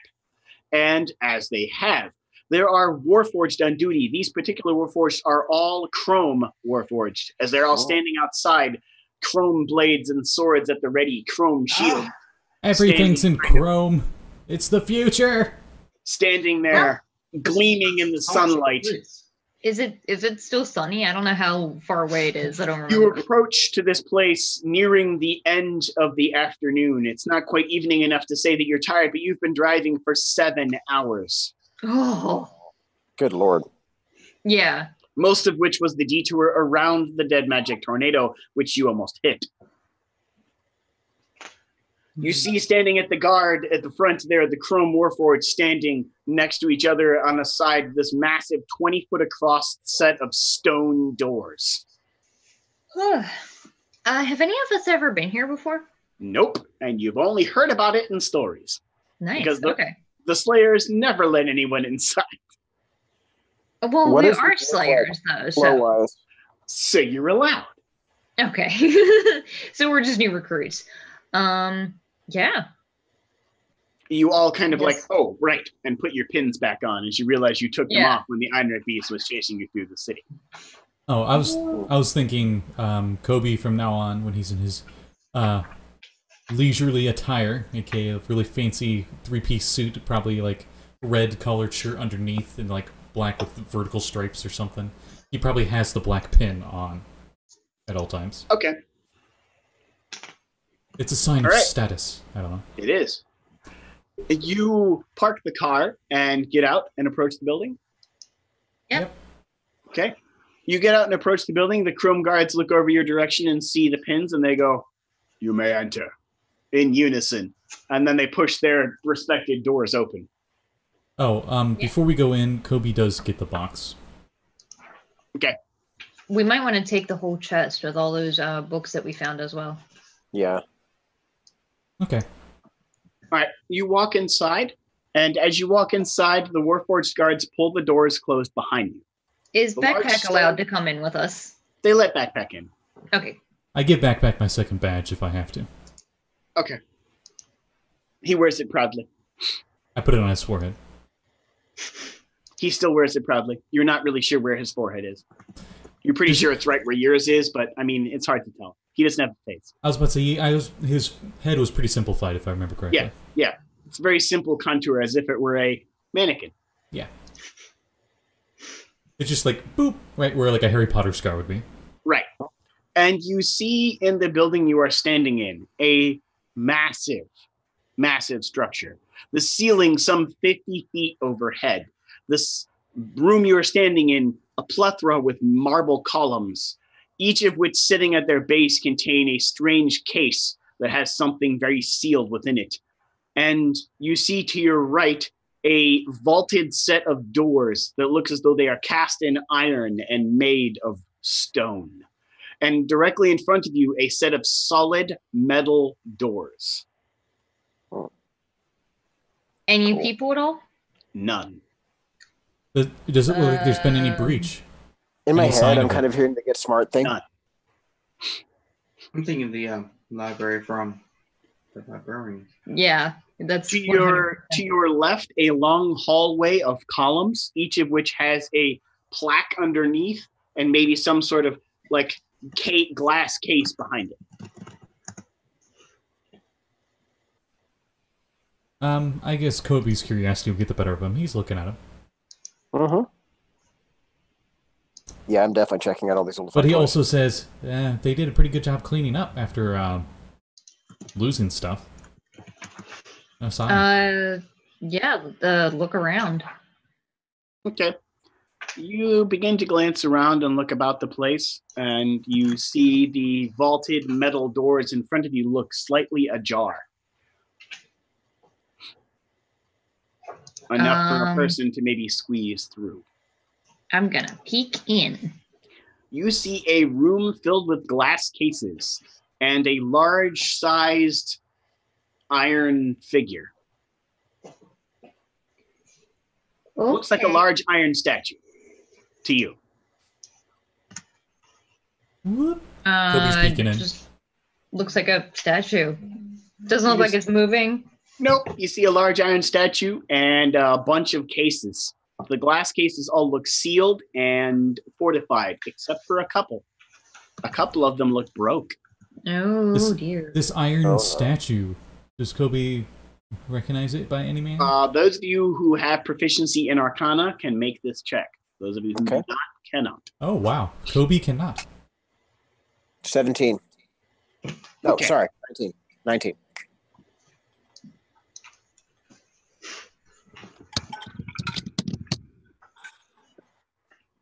I sent you a message in chat. Got it. Oh. This is just like the note cards. Yep. Oh, boy. I'm going to go over there and investigate the broken cases. Is there any kind of like documentation or like plaque or anything that indicates what these were? Yes. You walk inside. Okay. You walk in. As you walk in the room, you see many, many glass cases, each of which are sealed, each of which has a plaque. Mm-hmm.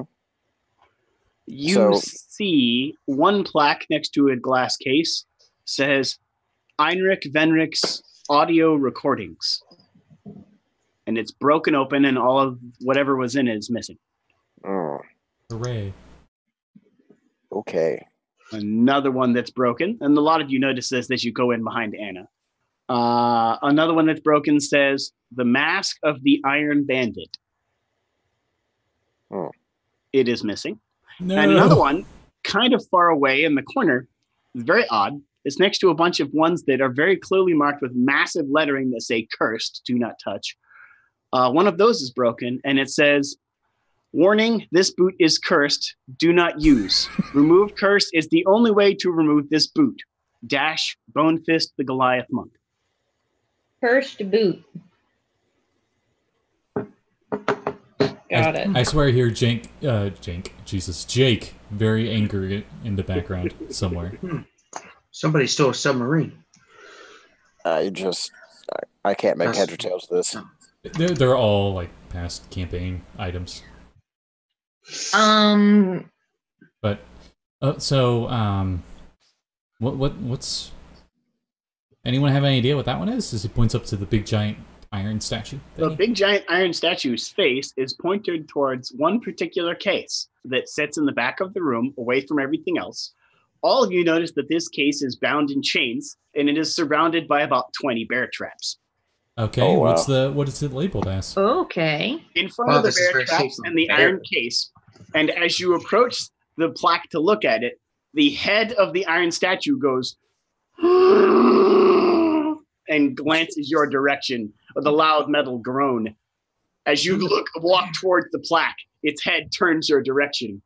This plaque reads, and I quote, This shit's evil. Don't touch. Yep, nailed it. Go dog, stay away. This is the book Heinrich Venrich read. Because of this, the world is now covered in monsters forever. It cannot be destroyed by any means. Because of this, here it shall stay forever. And after that, it is labeled dash the Book of Blood. Okay, so leave that way the hell off. You see that the case is chained shut. Inside the glass case, the book is chained shut. and it is welded to a case where the case is also welded shut and surrounded by bear traps. Did any of the bear traps look like they've been triggered, like somebody tried to get to that one? None at all. And the golem appears to pay very close attention to you as you get close. How tall is this And the bear golem? walks by. Shit! Oh, bear traps! How tall is this golem, might I ask? About 15 feet. Okay. I just wanted to be sure. Alright. So, It's literally standing there. It's got a large-sized iron sword in one hand and a very large-looking shield in the other. Mm-hmm. And its head turned your direction as you got close to it, and you're like, oh shit, it's alive. Yeah, no. Not trying to play Coby, with that. Coby probably immediately recognizes what it is. Yep. Now. The minute it moves, you're like, oh, it's one of those. Oh. But You're like, oh crap, Coby, why didn't I notice that before? when Coby was advancing forward and its head moved, he just like froze in mid like walk stance when he read that, and he just pivots on his heels and turns back around. Yeah. As you walk away from the plaque, the iron golem's head turns back towards the box in the center of the bear traps and just continues to stare at it. Hazel pulls out a little notebook and starts writing down the names of all of these things and any other information listed on the plaques. Hazel, your passive perception is enough to get all of the DCs I have established for everything in this room. Hooray! No, that's fine. I actually planned on it. That's why I wrote it down. You notice that next to one of the cases, the one that was labeled Heinrich Venrich's audio recordings, there is a very strange root. It looks to be a dried up old root of sorts. And it looks like it could have gotten stuck in someone's boots. Okay. Almost like a snake. The cursed boot. Roots and boots? You don't say. Oh, I was just thinking a snake in a boot. You also notice that the You have other to boot to root to activate the computer that controls everything. There's a great halfling drink that uses roots. They call it root beer. You also notice next to the other two cases that are broken, a small collection of strange sand, almost powdery sand. It's still sand. You may now give me 2 separate investigation checks because you've noticed this. Oh, me? One for the sand and one for the root. Okay, so for the root, god damn it, it's still pretty high because my investigation is decent.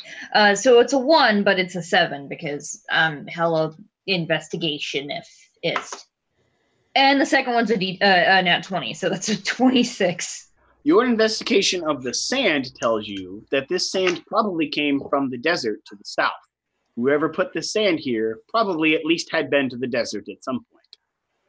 The root, however, you're not really sure where that's from. Hashke, are you paying attention to what she's doing? I'm gonna lean down.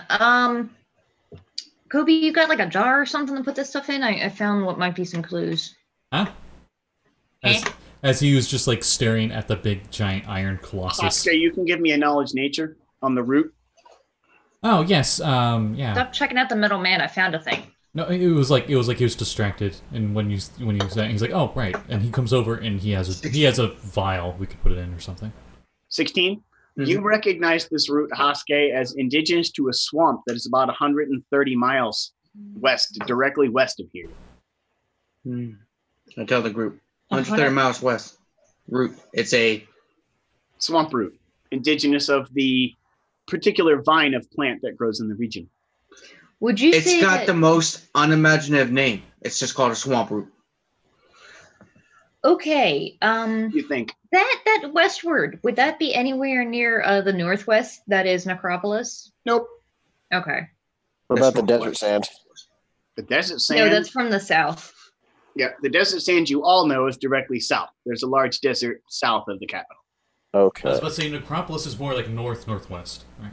This is going all over the place. I'm going to take another vial from Coby and use my dagger to put some of that sand into a thing. Okay. You have a vial of powdery sand and a vial of swamp root. Okay. Hashke, you now know that she's picked up the root and looked at it a bit. You've had a chance to look at it a little more now that it's not sitting on the shadowy floor. And you know that this particular variation of root is commonly used to make root beer. Oh. It is only found in that swamp, however, because it only grows in a particular type of soil that is indigenously high in water and clay.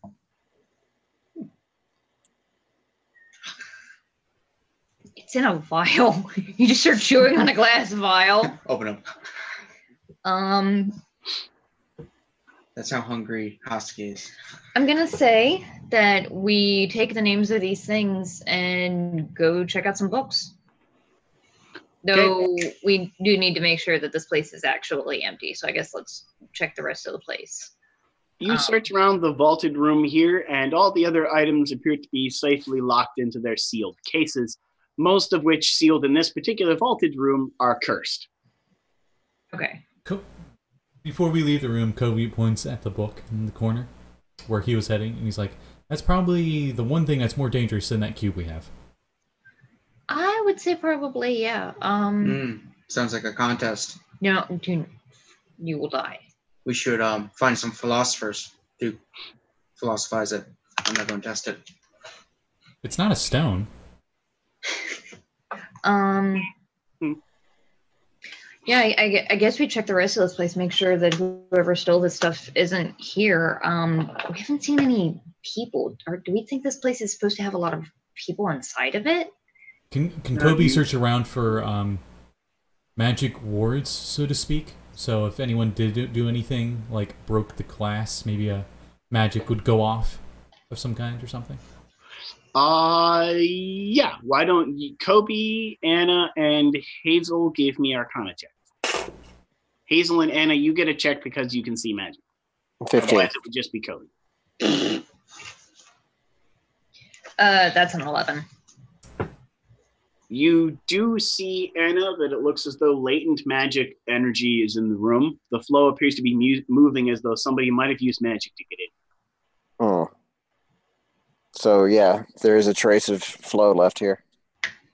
Okay. I figured this place would be warded against outside entrance, though. Maybe they overcame the warding. Maybe. Anyone? All right, we gotta check the rest of this place and make sure if there's anybody left alive. Okay.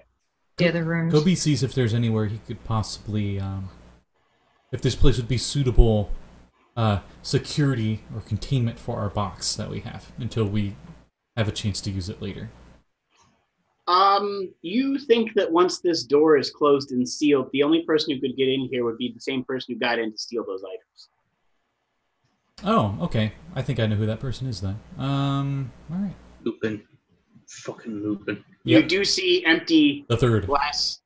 You do see empty glass cases where other cursed items could be put if they are located. Do I feel like only a person who wears that current mask that was stolen would be able to get in here? You might assume that. Okay. What do you know about the mask, Coby? You haven't heard tales of the Iron Bandit? I don't know, have I? No, you haven't. Wait, Okay. wait. If she had, how common knowledge is that? Because I mean, I know out of character. I don't want to make Coby like know everything out of character. No, this particular bit of knowledge Coby has heard of. Hashke, you can give me a history check on it as well. He pretty much, I think, you know, like Catwoman? 14. 14. Hashke, you have heard oral tales from your people, spoke down from ancestor to ancestor of this particular bandit. He is known as the Bandit of the Iron Mask by your people, or as the Centrius humans call him, the Iron Masked Bandit. He is notoriously historical. He has been involved in a lot of major heists over many different years. No one's really exactly sure if he's immortal or if it's more than one person. We call him Lupin. Okay. That's right. Or Carmen Sandiego. You know he does not wear hats, just the Iron Mask. Oh, such a So I guess we should check out the other doors. Though out of character, it is 10:30. We're gonna wrap up soon. Yeah, one of us has to DM in the morning. Yeah. Right, Katrina? We'll finish up the library and stop after that. Okay, what's in the library as we go to the library? The long hallway to the right, as you walk out of the iron door, is a long hallway of names and different plaques that are all relevant to heroes of the past. Each of them remembered in some way by a plaque in the hallway. There are many different plaques in this hallway to many different heroes over the ages. Longhorn, the Minotaur hero of the far continent. El, the Warforged ninja. Bone Fist, the Goliath monk.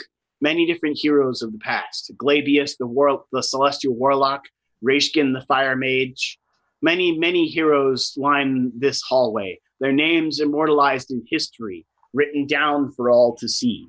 The plaques and other things in this hallway, items stored of their past. None of them magical, none of them extremely well in any way preserved. Just kind of mementos.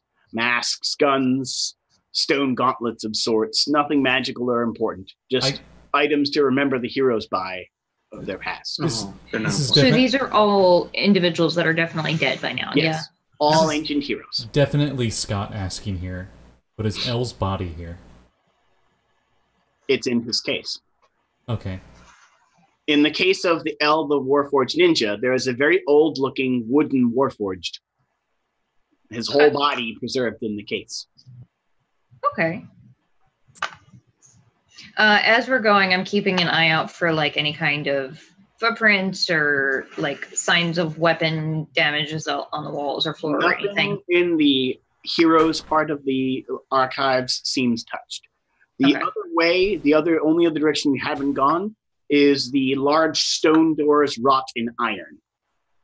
Okay. I guess let's head that way.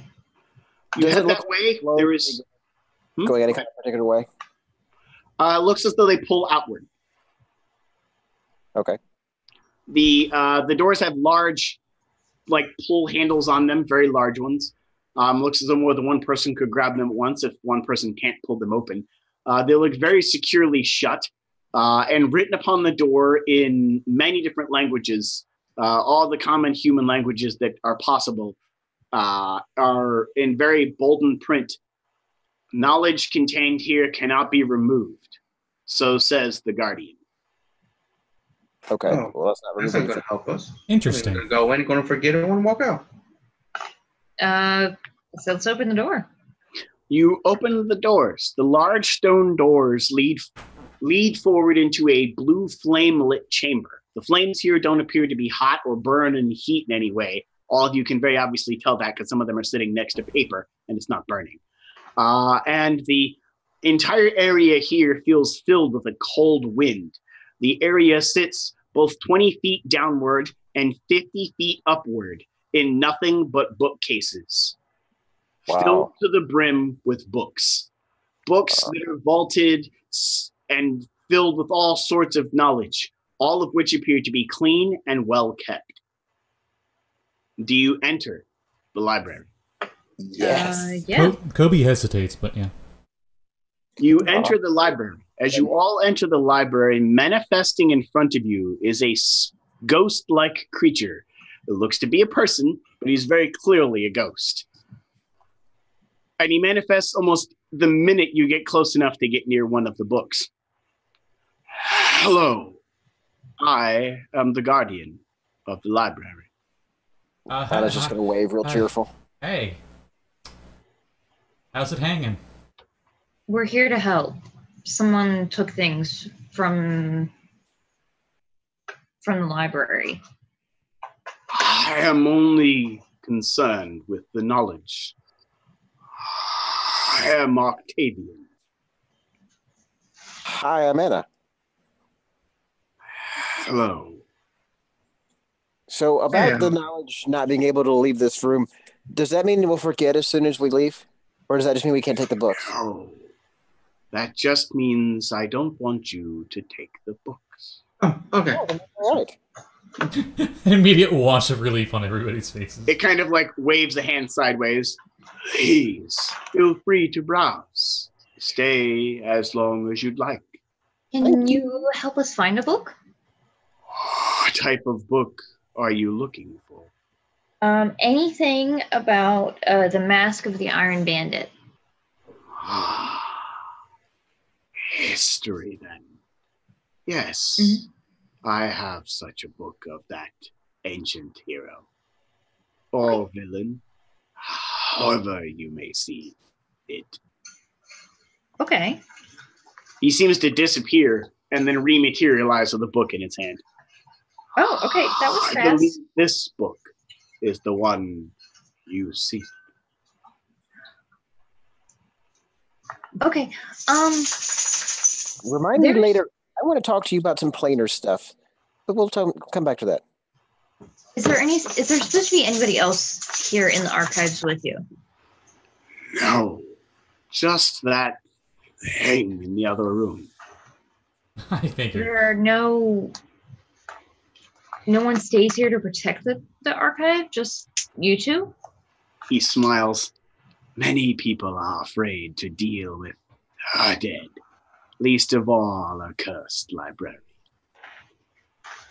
Okay, all right. Understandable. I understand the hesitance. Especially one that's a ghost. He's we're very gonna kind need of greenish, probably- colored, and quite transparent. well, we're probably going to need a couple of books and stuff, considering we're looking for the stuff that was taken. By the way, he looks like a medieval librarian. So I'm going to write down a list of the Long- topics. Long robes and a frilly collar and like a belt that ties the robes off halfway down. And Yeah, we can. I'm pretty sure he has sandals on. Yeah, so Sandals. Hazel's writing a list of all the stuff that we need to learn about. So like there's Enric's audio recordings, the cursed boot that Bonefist, the Goliath monk found. Planar tribal for dummies. I look for a book on how to kill everything known to man. You probably don't have that. Actually, You're going to have to write that book, I think. they might. It's an entire section on how to kill all sorts of beasts over there. He points towards a section of books about 100 feet tall. I'll be over there when you're done. Oh, You see, we're the Slayers. This is the Slayers Library, so I figured. I know who you are. I recognize the I pin. was talking to my friends. I figured you know. We got the pin. I mean, you're a librarian. You should be one of the smartest beings on the planet. One of them, yeah. So we also need anything that you have about the Obsidian Vaults of Horror. Which is what about that point? He taps his ghostly pin. I don't think I have anything on that. Yeah, that's I'll what I was have to afraid get of. Back to you. Also, anything on the Dream World or the Mirror World? He taps his chin again. I think I'm fresh out of those too. Damn, They've that's what I already was been afraid taken of. out. Nothing can leave. It's a joke. Yeah. And I guess we'll just get our pile of books and settle in for some reading. Yep. Please, as long as you'd like. Some chairs over there. He points towards a stone bench and a pile of stone chairs next to a stone table. Do they look All dwarven? of which- they look All super of which are comfy. crafted from marble. Do you have an espresso machine? What's an espresso? Americano? Coffee? Are there any like? Is Are coffee? there any like Tea? fireplaces or anything to heat up some tea? No. Okay, yeah, I didn't think so. One of them libraries. Yeah, Do you use Dewey Decimal or Library of Congress? it's probably organized. The ancient wizard that established this place was called Dewey. Yes. You know, Hazel, if you've got a kettle, I've got torches in a tinderbox. I don't think he'd be okay with us putting a fire in here. Your fire will not work in this room. Oh. Beyond the doors, your fire will work just fine. He points towards the stone doors that leave the library. Oh, also anything that you have on a Captain Jack Black Lee. Captain Blackjack Lee. Mm-hmm. He disappears in faith of Ghost existence and brings forth a gilded book that is bound in leather. It is gilded in silver and gold, and he sets it down. Captain wrote the book himself. Ooh, convenient. Hopefully it's not made of the gold of his treasure. Obviously it's not, because he's not here. Did we have anything on planar travel? Unfortunately, the only book I have on planar travel deals with traveling skyward towards an old place called the Castle of Ice. Okay, well... I'll take interest in that. Yeah, that seems like... It's only one way there, by some sort of small flying vessel. It is 15 miles above the highest point anyone has traveled skyward. Where is the? What are we looking for? Wait, the vehicle is 50 miles up there? Or the city, the castle in the air is that high? Castle is... So you have to take an aircraft. What's an aircraft? Like What what are you guys looking for information on? My Skype or my Zoom kicked off. We were just looking at planar stuff. Yeah. Oh, okay. Just planar stuff, no big deal. Yeah. He faces away and brings back a single book. The cover of the book looks as though it is actually crafted from ice. Ooh, fancy. He sets it down. The book itself seems to have quite a bit of weight to it, as even the pages appear to be made from ice. Cool. It's cold. To you. Okay, well, I'm going to take this one and go curl up with a nice cold book.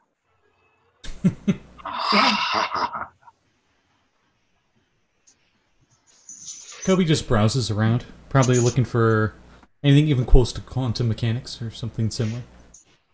There's a lot of different steampunk books people have donated to the library over the ages, some of which look recent. Ooh, and he just goes through those. There's the beginnings of the man who crafted the very design you built your armor after. The first man to ever build the Iron Man armor. Iron Gnome. As he called it. It was a human that crafted it during the steampunk era of what is only known as the Age of Zombies. Anthony. Oh, hey, I have this book at home. Oh. Cool. It has been copied many times.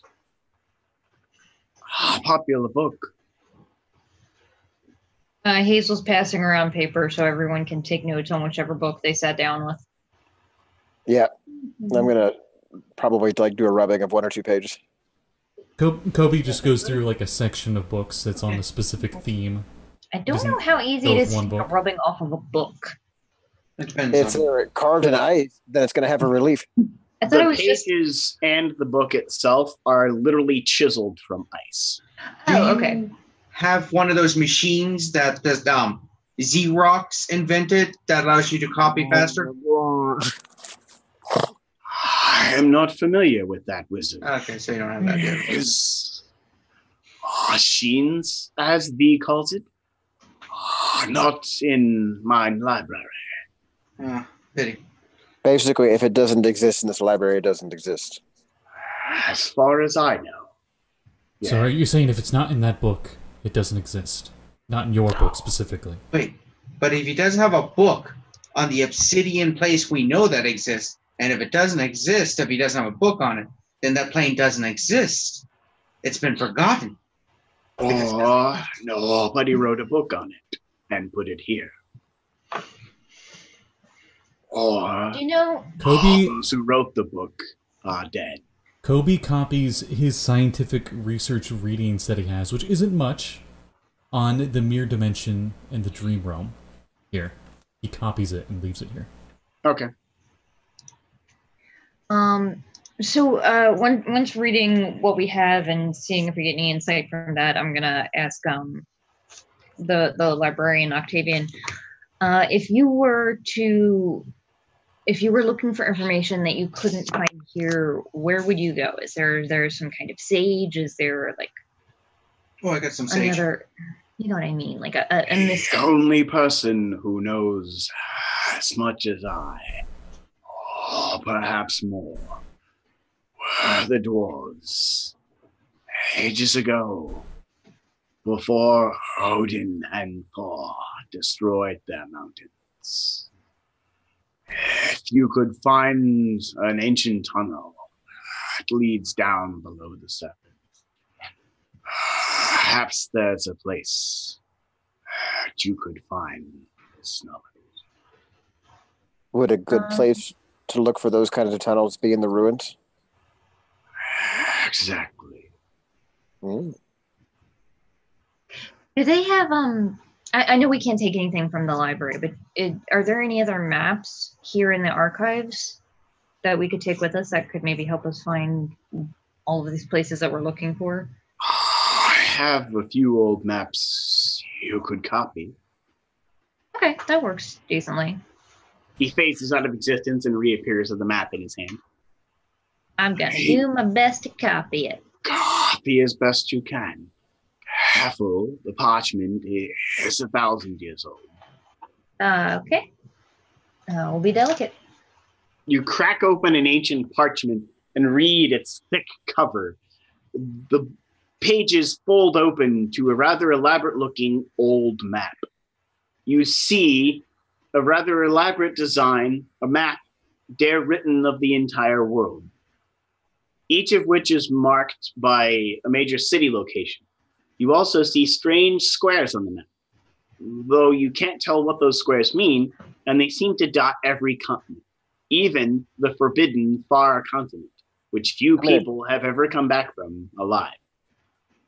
I'm going to go ahead and assist her with this. Wasn't one of with my cartographer's tools, I actually have advantage on this. Oh, no, I'm just passing that shit over to you. I rolled for it. My artistic skills suck ass. I have advantage with cartographer's tools. Okay. Wasn't cartography one check. of the heroes named Longhorn from the far continent? Indeed, he was. Ooh. Longhorn of the far continent. Longhorn. Leghorn? I do declare. Coby's curious on that one, and he goes to look up stuff on him. You see several books written by Bonefist the Goliath Monk, and one of which was written by L the Warforged Ninja, that contain vast knowledge of the ancient hero, Longhorn the Minotaur hero. He fought clankers, as they are called, aka, as you guys all know them, Warforged zombies, basically soulless husks, that were on the far continent. He fought a valiant fight and saved many lives from an onslaught of them that poured forth from the north. Him, L, the Warforged Ninja, and the Bonefist, the Goliath Monk, got too many names, all fought back against the hordes of clankers in a valiant battle that saved a lot of fisheries, and those fisheries could then forth be abandoned because no lives were lost, thanks to the valiant effort of these heroes. Okay, that was really cool. Totally I'm gonna not ask. a summary of last campaign. I'm gonna ask Octavian what he thinks these squares mean on the map. Ancient teleportation devices. Stone pillars placed by the elves. If you could find one of the devices, you could go anywhere. Anytime you want. Anywhere? Anywhere on the world. Anywhere on Marquis, I think.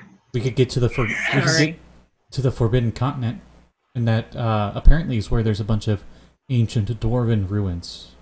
That might be I'll accept this place. He taps on a place on the far continent that seems to be surrounded by volcanoes. These teleporters are one way. You can get over there, but they won't let you leave. Not with the teleporters. Not if you'd want to visit. They're infested with dragons. Okay, that seems like a big ol' no. Pull out my book. Wait. Go there a little bit later. Dragons? The common knowledge is like dragons don't really exist, right? Yes, most people do not believe they do. Oh. So this is kind of like Ebron dragons in that sense. Yes. Would I be suffering from this kind of preconception? Probably not. No. Considering I'm wearing dragon skin pants that she actually called herself. No, you're not predisposed to this, though many people just think you have giant lizard pants. Probably. Wait, You noticed that from your ventures into the bar. that's dragon skin? That's the Anna's pants are the original Regierics, or were. She came from the Red Hand of Doom campaign, and when they killed Regierics, she skinned the dragon and made him into pants. Coby's checking out your pants. It just appears to be the skin of the dragon. None of the scales are on it. No. It has no properties. It's like dragon hide leather. Yeah, It but doesn't still. have any special protective. That's like telling properties. someone in real life. That's like telling somebody in real life that you have dragon leather. Yeah. Yeah. All right. Walk on. Role But play you'll- amongst yourself for a minute. Universe has to pop. Oh, okay. That's probably just want to wrap there. Yeah, that's what I'm thinking. Wait, let's all walk out of frame and see what he does. That's so mean. It's all like lean just so slightly so we see him come back.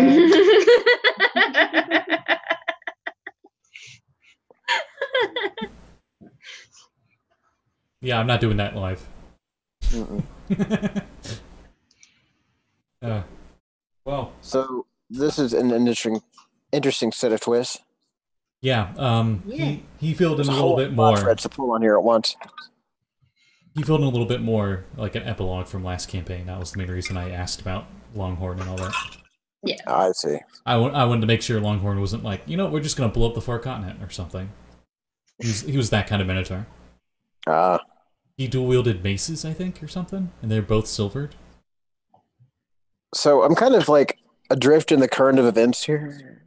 What are we thinking our next move is? I'm thinking we should go back to my place. I got a few upgrades to make. I got to make that corset Coby, you're that so you forward. wanted. Oh yes, I am, but that's not what I'm talking about. How You have two jobs. How Find did out who this- did this, kill the pirate. I mean, rescue the pirate's treasure. how did we the thing that's bothering me is this place should be protected. How did some dude break in and steal this shit and leave no trace except for some sand and a root? I'm I thinking. believe that's part of what we'll be finding out as we continue to investigate this. I'm thinking it might be this Iron Bandit taking their mask That's- back. That's They the are thing. a legendary bandit that has stolen things throughout history. Might be a god for all we know. Is he immortal?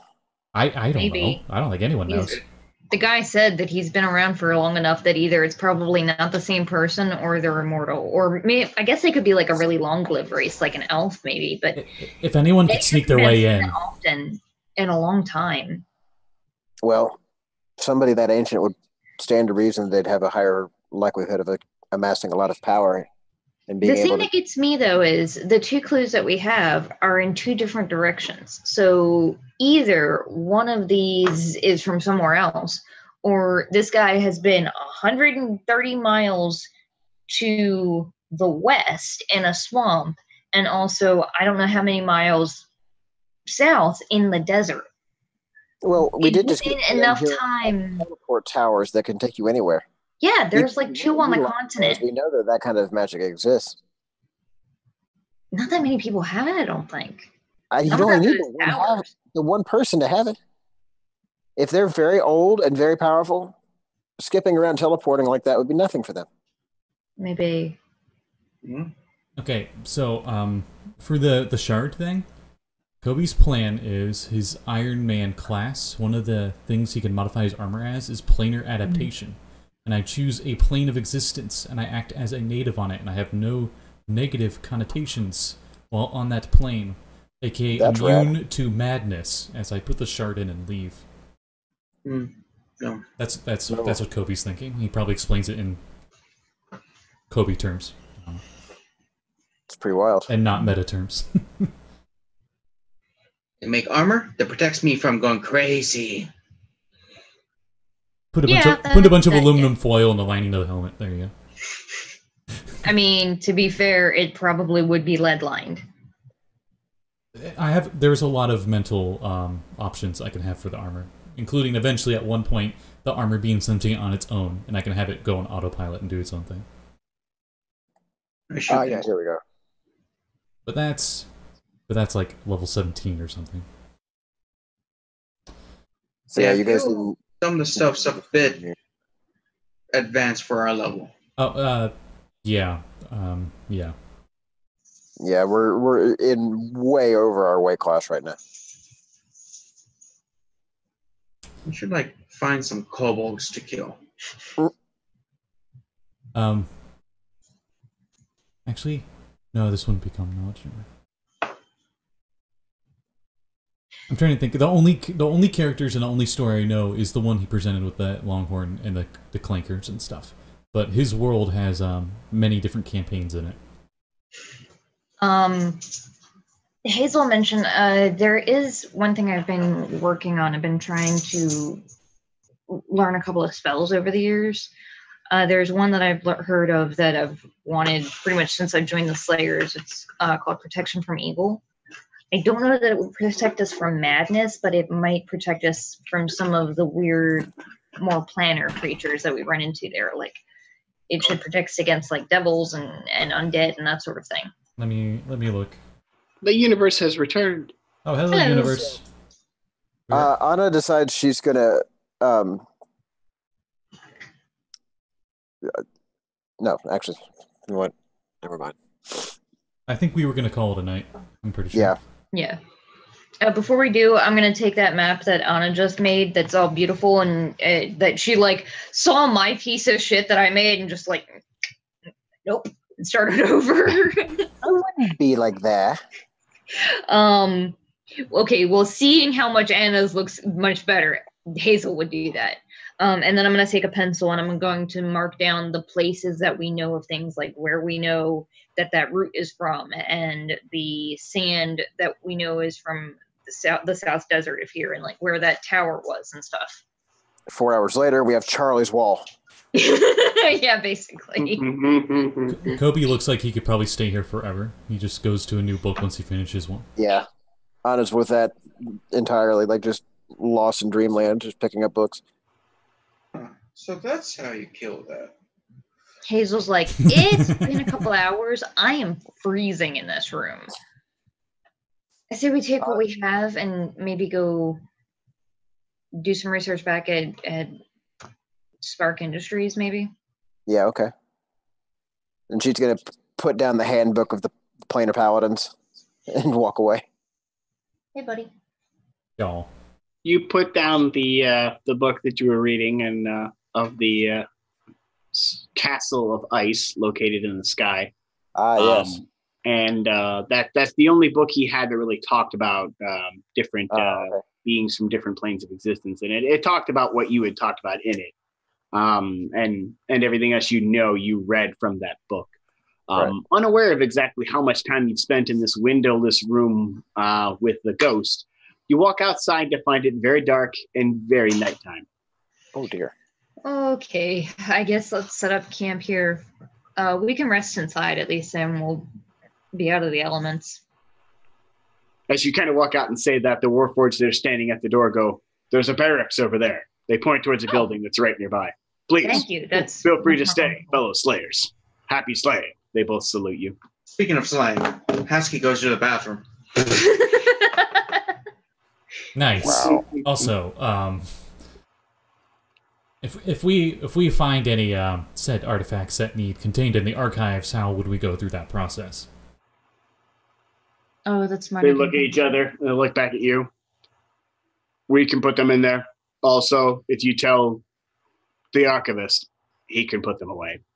Okay. Coby Sparks of the Black Slayers group has this ancient dwarven ceiling gate shard of the Forgotten. I don't They think both kind of look at you as you say that, and they look back at the box. Okay. Where do you want it stored?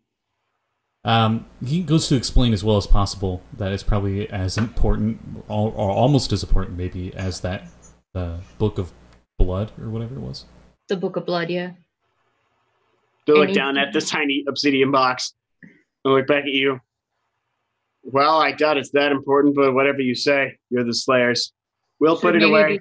Covered in lead and make sure that nobody can get to it and open it up. We'll do what we can. I don't know about all that, but we'll seal it away in the vault. Good to know. The vault is... Here's my card. He gives him his card. If anything happens to it, definitely let me know. Priority. We'll pay for any of the expenses on the telegram. Do we see a vault? Yeah, I recognize this Morse code. All right. Do we see a vault, or is that a place we hadn't been to? That's the place you came from with all the cursed artifacts and the glass cases. Okay. Yeah, and I guess we head to the barracks and crash. Since we've been reading for like 8 hours. Which, like, as soon as I walked outside, it was dark. How do my goggles work? They work pretty good. 30 feet from you, you can see black and white. If anyone ends up in the Dream Realm, try to picture yourself a really large tower beacon. I'll try to find you if I'm in there too. Okay. I'm not looking forward to this. I am. I've got a few experiments I wanted to do in there. Seems you can completely change reality and physics. Interesting concept on its own. But you test work in the real world, then make them work in the dream world. I mean, this is still here, as he has this poorly imagined iron ingot. It's a very rough, very poorly imagined iron ingot. It almost looks like someone drew it into reality. Go to the trunk, pull out my stool. See? Yeah, I threw it. Whip away. No. That's the more comfortable one that I borrowed. You replaced the shitty one with the good one. Yeah, except for the shotgun and the pistol, I think Anna discarded all the rest of her actual physical weapons. She just summons what she needs now. Okay. I guess we go hit the hay at the barracks. All right. And we will stop here. As you go to lay down to sleep, you dream. No! One of you did. Oh. And that means all of you wake up in a sandy, barren wasteland with skies of scintillating colors, the occasional shift of tentacles in the sky, and a massive eyeball 100 feet across. You wake up to a very familiar-looking metal man. Oh, dear. Well, welcome back. And that's where we'll stop. What will happen to our heroes next time? They appear to be in the dream realm again. How many times is this going to happen? I wonder. I will a cure for the curse. Okay. Don't think that one works. I don't think we have the mental capacity to imagine that. That's some Haruhi level shit. I think we need at least an intelligence of 30, if not higher. Maybe. Who knows? Idiot savant. Yeah. You have one intelligence and somehow that just works. It's quite the opposite somehow, but only when it needs to be. Yeah. All right. So, I guess any last words for everybody? Anyone have any plugs? Yeah. Tomorrow morning. What is it? 9 Eastern. 9 EST tomorrow here. 9 a.m. Oh, 900. In 10 hours. We are playing Dragon Heist. Kevin is the DM. It's awesome. It's a lot of fun. I think we're maybe going up to Mount Waterdeep to find some person. And maybe starting our simulationist game in the tavern, which we may or may not have talked like 8 pages about notes in the private Discord. Only we had Coby Sparks there to fund it. I'm looking forward to it. It's fun. This is a good little transition time, so. Yeah. Well, we'll be back in 2 weeks, right, Blake? Yep. Okay. We might not be here for that one, like me and Kevin, because we have an event. But I believe you guys are still going to play. No, that's 2 sessions from now. 2 sessions from now. Okay, yeah. But, okay. Yeah. Have a good night, everyone. Scotty, if I remember correctly, next weekend there is no Trackless C because we are watching Ninja Sex Party. Yes. Oh. Is it? Yeah. Wait, is that next week?